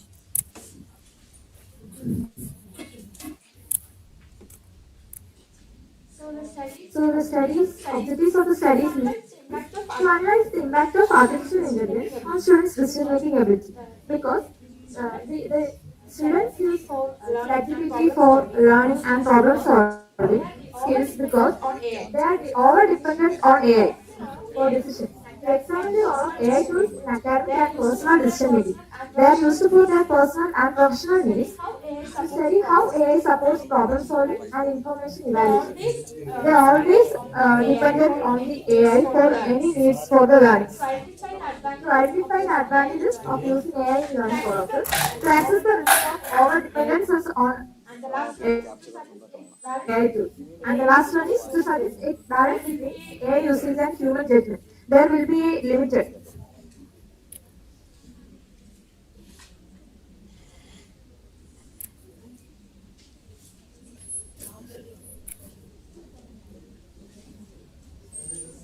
And the research methods of the studies, type of studies, secondary database research, and research approaches is qualitative approach, and research design, descriptive and analysis, and data collection methods, review of journal, research articles and reports, using of academic database and online sources, tools and techniques used in literature review, and comparative analysis of previous studies. And the conclusion of this topic is AI positively impacts students' decision-making ability. Important tool in modern and digital education. Pandemic increased its relevance and usage. Challenges online ethical issues. Balance between AI and human judgment is essential. Promote better outcome when used responsibly. Thank you.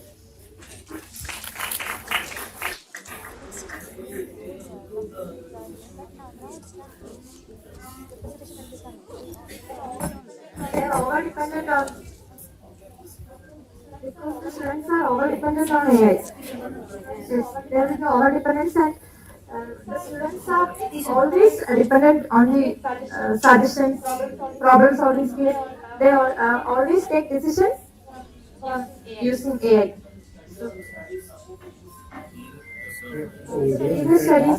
The previous studies of journals and articles, it is positively.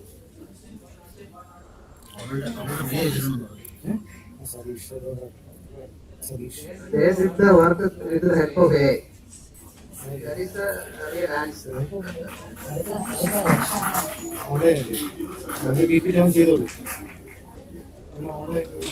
Thank you. The next participant is online, Satish. Satish S, Balaji V, Balaji T, and Yepan. Am I audible? Yes. Session chairs, please note. Track number 3, paper number 5.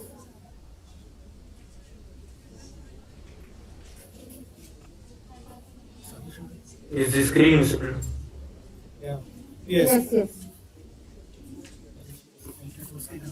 Good morning to all. Balaji. Before starting our slides and presentation, let me ask you a question to the reviewers and professors who might assess the papers that are presented here. So some researchers might find it difficult to assess research papers by skimming through the entire content. Professors and students might be delegated to review the papers submitted by us. So our work focuses on processing the So please be closer to the mic. It is not clear. Ma'am? Is it not clear? So a bit louder, sir, please. Louder.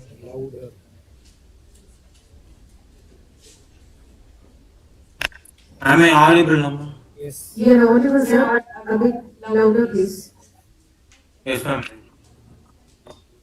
So before starting the slides, let me ask you questions. The researchers, reviewers, and staff who might be involved in this presentation, who might be involved in this conference, would be asked to review the papers submitted by us. Some may find it difficult to assess the papers. So our work focuses on assessing the true novelty of a research paper using NLP, retrieval augmented framework for interpretable research novelty estimation via section-wise comparison. So the problem we are facing is nowadays the scientific research is evolving rapidly, and lots of papers are published each week and each day. So people and students and scholars, researchers find it difficult to assess the novelty of a research paper. Existing approaches are available, but they are limited to a certain extent. For example, citation-based metrics are biased by visibility and community factors. Louder, please. Yes, ma'am. Citation-based metrics are biased by visibility and community factors. A paper might have high citation count, but it may not be popular or more novel. LLM-based judges like ChatGPT are used to assess the novelty of a paper, but the problem with using LLM is they are non-deterministic and they lack transparency. This means if you ask ChatGPT to estimate the novelty of a Can you paper, come to the objective slide? yes, ma'am.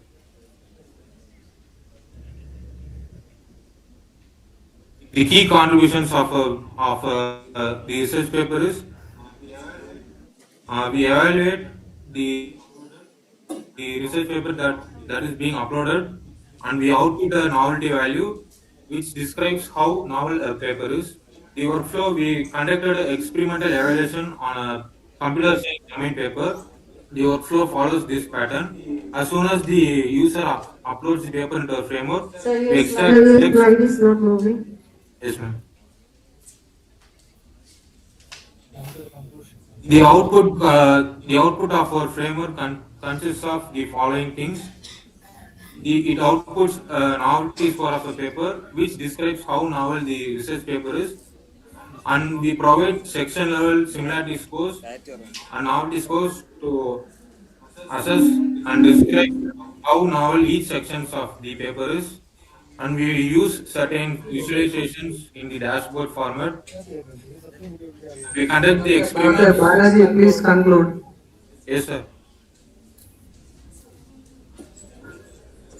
The conclusion is we develop a domain agnostic, deterministic novelty estimation framework, and this operates at submission time without delaying and post publication signals. The future work consists of expanding the evaluation on a larger scale data sets and performing cross validation. Yes. Thank you, sir. Okay, next presenter. The next person The next person is Aruna M. Session chairs, please. Session chairs, please not. Track number 3, paper number 6. Aruna M. Good morning. Good afternoon all. I'm Anna M. The scholar in management at Sri Venkateshwara College of Arts and Science, A Road. ഞാൻ behind the camera. എനിക്ക് camera front താല്പര്യം. നമ്മളെ photo.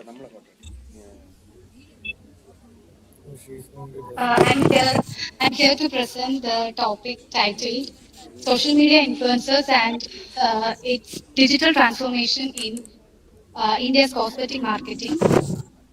And the introduction part include the cosmetic industry in India has been rapid growth due to increasing beauty awareness and digital usage. Traditional marketing methods are now being replaced by digital platforms like Instagram and YouTube. Social media influencers play a key role in promoting products through reviews, tutorials, and personal experiences. And my objectives of the study include to study the growing social media influencers in cosmetic marketing. And the second one is to understand how influencers use Instagram and YouTube for the promotion of cosmetic products in India. And the third one include to analyze the influence of social media influencers on consumers' cosmetic purchase decisions. Various studies show that influencer credibility, authenticity, and engagement strongly influence consumer behavior. And the theoretical part include various theories like source credibility theory, social influence theory, and E-worm theory. The research methodology includes the study is descriptive in nature and based on secondary data collected from various journals, articles, and reports related to influencer marketing and cosmetic industry. And the analysis part includes can I share the findings, sir? The findings include Am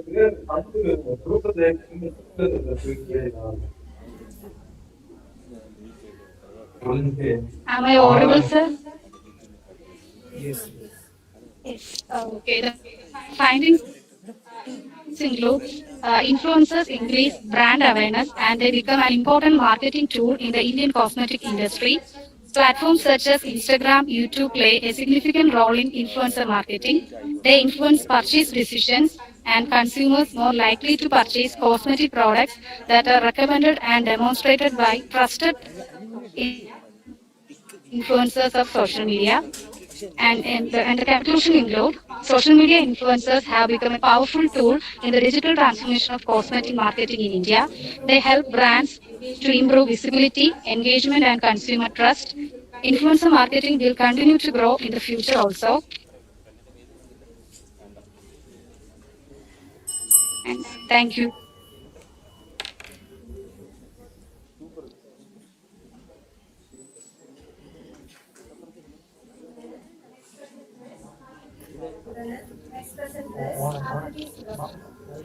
Hi ma'am, am I audible? Akriti Srivastava, session chair Srinath, track number 3, paper number 7. Akriti Srivastava. Yeah, am I audible? Yes, ma'am, you are. Please. Okay. So, hi, good afternoon, everyone. This is Akriti, and I am a research scholar from MS Ramaya, Bangalore. And today I'll be presenting my systematic review titled Navigating Readiness Challenges for AI-driven Clinical Decision Support in Indian Healthcare. So the study focuses on preparedness rather than technology alone in AI CDS implementation. Talking about objectives.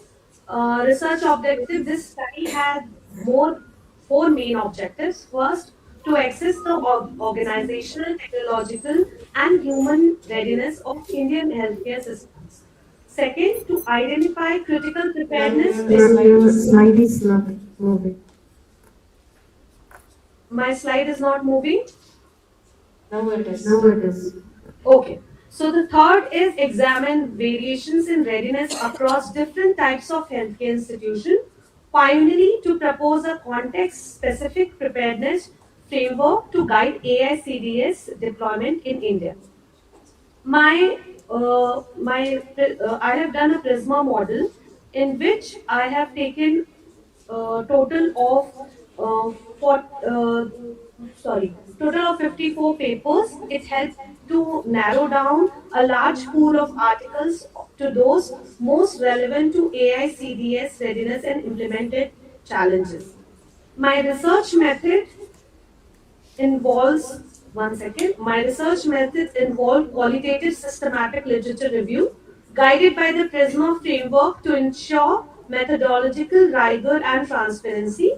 An inductive research approach was adopted, and I have applied grounded theory and thematic analysis to allow key patterns and readiness dimensions to see organically from the literature. Now I will move to my grounded theory.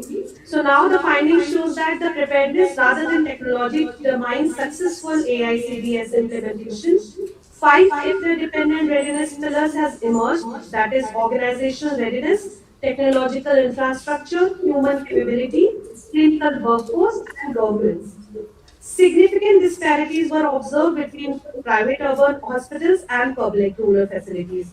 Governance gap, workflow misalignment, and insufficient training continue to hinder sustained use. These findings highlight the need for holistic readiness-based implementation strategy. Next is the thematic analysis which I did. Theme 1 was organizational preparedness, Theme 2 technological infrastructure, 3 human capability, 4 clinical work, and 5th was governance and ethical oversight. Talking about the findings, the discussion emphasizes that advanced AI technology alone cannot transform healthcare. Real benefits emerge only when hospitals, clinicians, system, and workflow are aligned and prepared. Weak governments, limited accountability, and inadequate training undermine trust and sustainability. So, without holistic preparedness, AICDS risks reinforce existing healthcare inequalities rather than improving care delivery in India.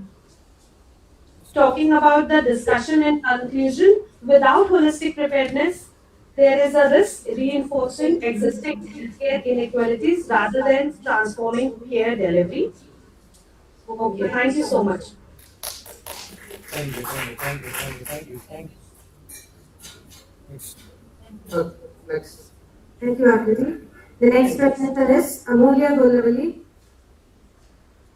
Session chairs, please not. Track number 3, paper number 8, Amulya Golavali.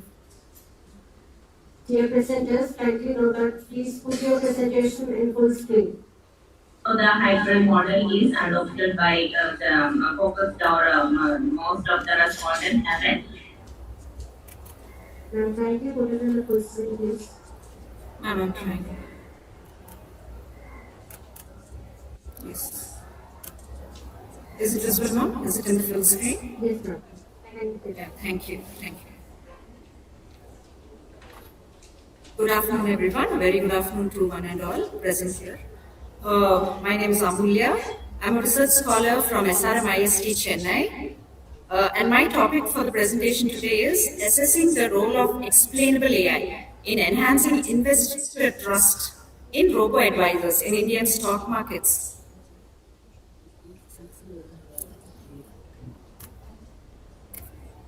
So what is explainable AI? Explainable AI is nothing but, as the name indicates, it explains what is actually going behind the black box. As we know, there are so many algorithms being used in finance and medical industries right now. But the problem is many users do not know what is actually running behind those black boxes. Why are they called black boxes? Because nobody knows about the algorithms. So explainable AI is a relatively new concept coming into the IT industry, which explains what is actually happening behind those algorithms. Especially in finance and in stock markets, the user needs to know. Many people are willing to know what is actually happening behind these black boxes because it is a matter of investment and trust, and they're investing their hard-earned money in the stock markets. So there are many XAI techniques like SHAP and LINE, which are upcoming right now. There are in the upcoming trends, which can be used. There are AI tools which can be used to monitor and to analyze the trust and the transparency in stock markets. So this is a review of literature. Most of them are recent papers because this is an upcoming technology and it is being studied prevalently right now, especially in emerging markets like India, where AI and robo-advisors are very less being used. So there's a lot of scope for such studies in India right now. So what is the actual research problem? So the key research problem here is to investigate whether the adoption of explainable AI can actually enhance transparency, because it is transparency that leads to investor trust. If the systems are transparent, then the user or the investor will definitely gain trust in that particular robo-advisory systems. There are many robo-advisory systems in India right now, like Scriptbox, Zerodha, etc. But there are very few users who are actually adopting AI technologies. So what this explainable AI does is it actually explains the processes behind these algorithms. So this in turn increases the transparency of the system, and it also enhances the investor trust. So more and more people are willing to come forward to invest in the stock markets, especially using AI and robo-advisors. But the problem is that there hasn't been enough research in this area. It is mostly about AI adoption, whether people are willing to use the stock markets or willing to use AI in Go to the next stock slide. markets. Methodology part.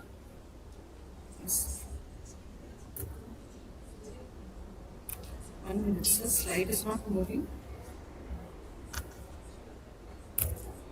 Yes, so the main object is to examine AI adoption levels in the stock markets and to examine the role of explainable AI. And this is the model that I propose to use. AI adoption is the independent variable, and the explainable AI, transparency and reliability are the mediating variables, and investor trust will be the outcome variable. And investor decision quality is your dependent variable. With the digital literacy, because digital literacy also plays a very important role on how technology is being used, that will be a moderator. So this is a hypothesis that I have framed based on my model.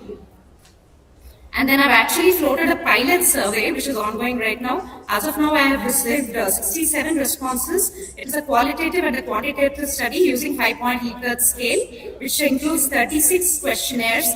The questionnaire includes 36 questions based on reliability and the usage of AI. And I have done correlation and reliability analysis as of now. And for further studies, we can use technologies like SHAP and LINE for further analysis of trust and transparency.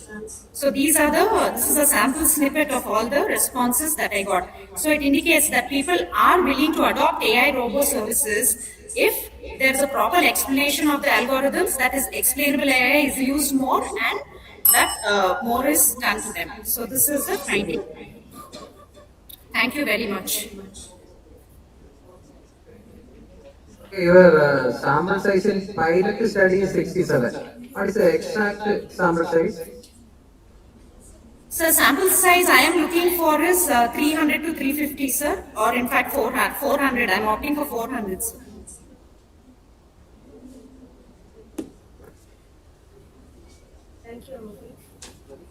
Thank you, Amelia. The next presenter is Samson.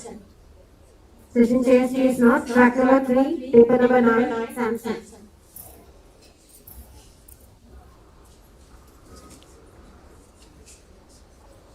Samson, are you there online?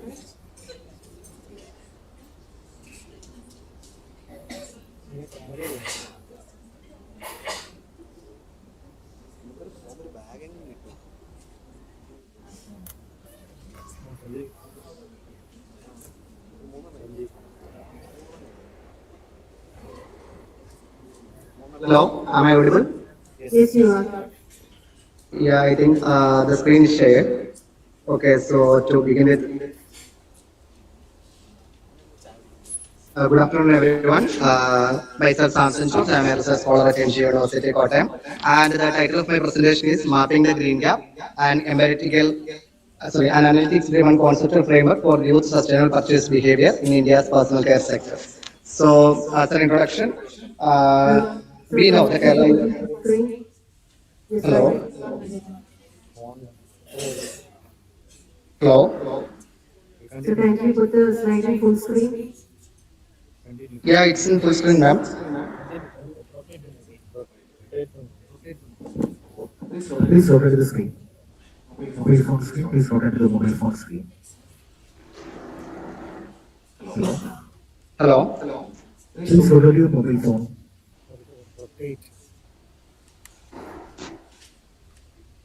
It's in the full screen, ma'am. Full screen, sir. Okay. Is it visible now? Okay, so please continue.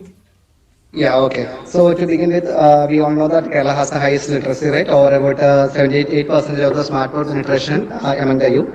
And it also has a deep-rooted Ayurvedic heritage and a vibrant eco-conscious civil society. And according to the Grand View research of 2023, the green personal care market is projected at a CAGR of about 99.4% to the 2030. And the review of the literature, actually I have highlighted the main literatures here, and the first one is the one proposed by Mr. Hudson in 1991, which is based on the theory of planned behavior. And here in this study he had highlighted that the attitude, subjective norms and the perceived behavior control predicts the green purchase intention, and according to the value belief norm theory by Stern in 2000, and he traces the pathway from biospheric values through ecological worldview to moral norms and eventually the pro-environmental behavior. And here we are capturing both the TPB and the BBN. And according to the study conducted by Yadav and Parekh in 2016, the green marketing in personal care, the eco certifications and the greenwash risk shape the attitude intention links, and also finally the digital eco influence, which is a novel construct, and which means that there is a significant theoretical blind spot in this area. And here the role of Instagram, eco content and the green influences and the electronic word of mouth and the algorithm driven environmental content discovery is dealt with in this area. And the research problem is while Kerala's youth demonstrate a high environmental knowledge and expresses strong environmental attitudes, actual green product adoption in the personal care category remains disproportionately low. So I have identified mainly 4 gaps in the existing research, and the first one is the theoretical gap, which means that the TPB and VBN together cannot fully explain why the intentions persistently fail to convert into behavior. And the second one is the digital gap, where the role of the digital media in shaping the eco-influence is theoretically underdeveloped. It means it has not been formalized as a construct. And the third one is the analytical, means that there is no predictive analytics models for the green purchase behavior, specifically within the Indian personal care. And also the fourth one is the geographical gap, which means the regional heterogeneity within the Kerala remains entirely unexplored, and the most of the research treats the state of the entire. And so these 4 gaps together motivate the framework I am proposing today. The objectives of my paper are to develop an analytics augmented green consumer behavior model by integrating the TPB and the VBN and the data analytic construct. And the second one is to theorize the digital eco-influence, DE, as a novel construct, and to identify its role as an antecedent and a moderator of green purchase intention. And the third one is to articulate the eco-level recognition and a trust, which means short as ELT, as a mediating construct in the attitude-intention relationship. And then to derive the possible testable proportions for the empirical validations, which will be conducted later on, and also to demonstrate how the predictive analytics models can outperform the traditional survey-based predictors in the classifying green purchases, and then to develop a structured research agenda for the empirical validation and the green band strategy in India's personal care sector. Okay, then here in this study, hello. Come to the main findings and conclusion. Yeah, actually, this is a conceptual model, and I am proposing a theoretical framework, which is shown in the slide. That is an analytics augmented green consumer behavior model, which is shorted as AAGCBM. Okay, and this model actually try to bring together our earlier researches, mainly 2 theories which I proposed earlier, the TPB and the VBN, and all new construct in this area. And this model consists of main 3 layers. The first layer is the motivational layer, and second one is the digital amplification layer, and the third one is the analytics intelligent layer. And I am proposing 7 propositions, theoretical propositions, which can be later conducted at an empirical study and maybe analyzed later through different studies. And the propositions are: the first one is that the environmental attitude and biospheric values, there is a significant positive predictors of green purchase intention. And the second proposition is related to the digital eco-influence. And third one is the digital eco-influence positively moderates the environmental attitude and the intention relationship. The fourth proposition is that the eco-level trust mediates the attitude and green purchase intention relationship. Then the fifth proposition is that the price sensitivity negatively moderates the intention behavior conversion results. And okay, ma'am. Yeah. So here comes the conclusion and contribution. And since my paper is a conceptual paper, the key contributions of this paper here, the first one is the AAGCBM framework, which is a model which is bringing together the TPB, VBN, and the data analytic construct. And the second one is a novel construct which I was using here, the digital eco-influence, which extends the theory to capture the emerging digital media role in the Kerala's context. And I have proposed 7 testable propositions, which is very structured and which can be later empirically validated. And the fourth one is the practical guidance, which is an actionable strategy for green brand managers and sustainable entrepreneurs. So the conclusion is that as Kerala's market evolves with a deepening digital connectivity, growing eco-level literacy, and increasing the access to green retail alternatives, analytically sophisticated, theoretically grounded frameworks are essential for sustainable brand strategy. And here comes the end of my presentation. Okay, Samson. You can reduce some of the and in your presentation. You can add at least 2 or 3 slides in this particular time. Okay.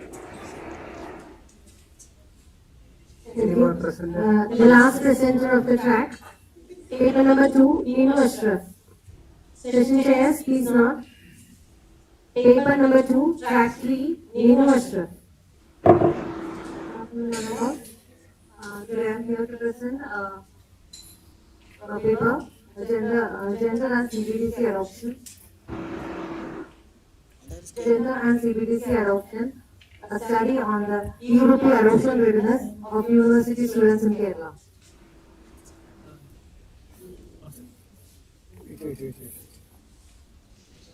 Actually, we are in the era of digital transformation, and the digital transformation have played the pivotal role of fintech services, and there comes the role of digital currencies. And my topic is on central bank digital currency, which is a centralized digital currency that is yet to be introduced by RBI, and now it is in the private stage of implementation.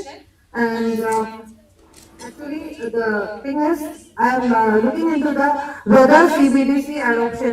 People are willing to adopt CBDC, and this paper is mainly concentrated on the association of gender with regard to the CBDC adoption. And this is with respect to the University Department of University. These are some of the reviews of literature.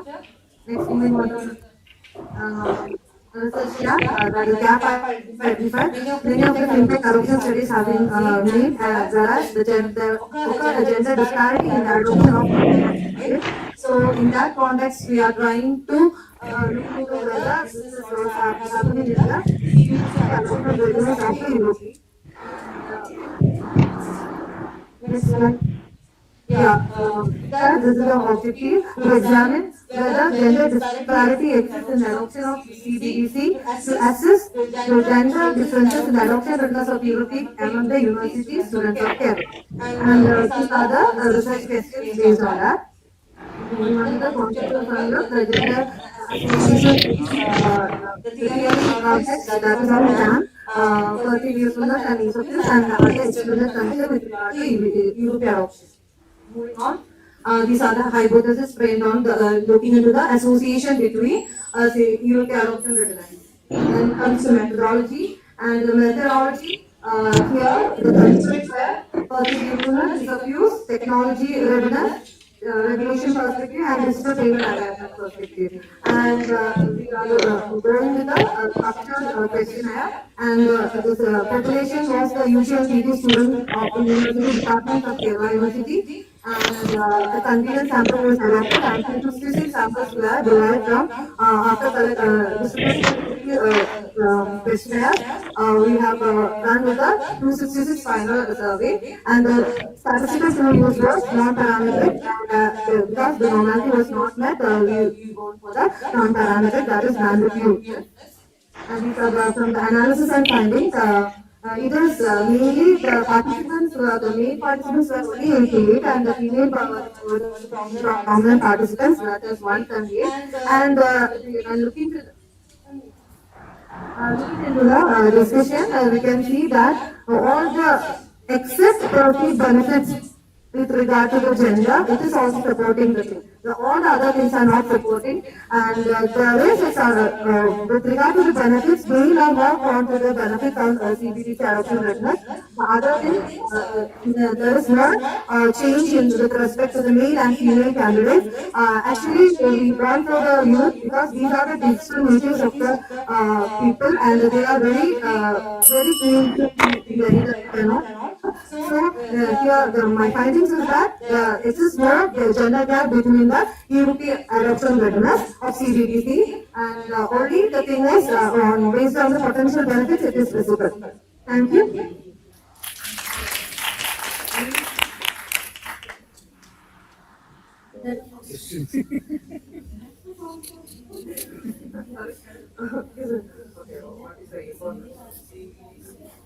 Actually, actually, this is the only one centralized on digital currency that is to be implemented by the RBI. And the things we are using as the main purpose of federal digital currency is to make use of the everyday actions for a common people easier. Whereas the other things are the other private digital currencies are there, that is cryptocurrencies, virtual other currencies are there. But actually the purpose of the crypto is mainly of an investment purpose. And that is Commonality is not there. That's why I go for. Actually, this is connection with the association. Association between whether gender difference is happening over this construct in the adoption readiness of EOP. So I look into that. So I look into that. Thank you. Perspective. Thank you. So the presentations are over. So the presentations are over. And track 2 and track 3 is complete. I would like to add one more point. The point is nothing but the morning session, Dr. Glenn already said that you are using much more AI tools in your study. That is not important. Your study is a reliable one and which is applicable to the common people. That is important. When I go through the presentation, I noticed that some of the studies you are using some artificial tools because the title is already related to artificial intelligence, but we are using many tools without any need. There is no such need in that area, but the result, if it is okay for the common people, and in the next time in your presentation and your research work, you should keep in mind that the result must be useful for the country or the common man. That is relevant. Okay, thank you. Thank you, sir.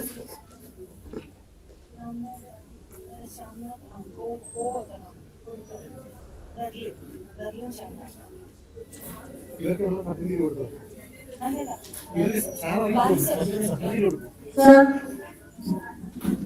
Balu, sir.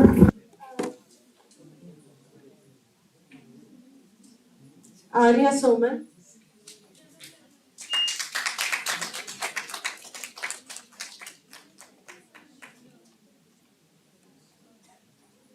Harsha B.R. Mithun Aram.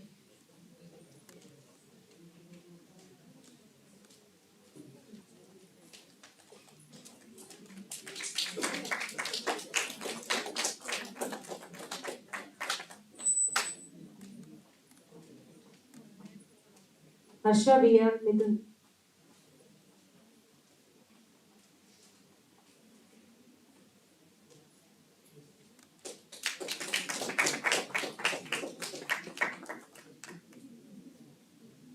Next, the best paper for the track 2, that is Sri Lakshmi Balakrishnan, IMK.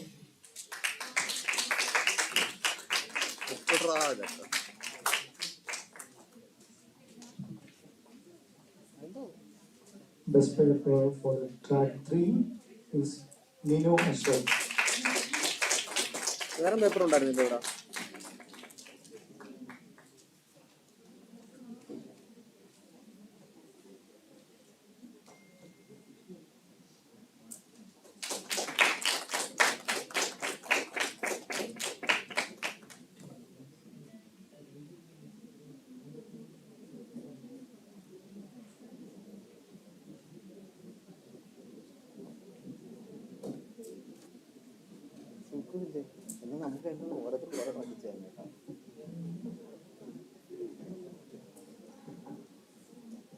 As we come to the end of the session, I would like to express my sincere gratitude to our session chair, Dr. Nimradasan Balasundaram from University of Jaffna, Sri Lanka.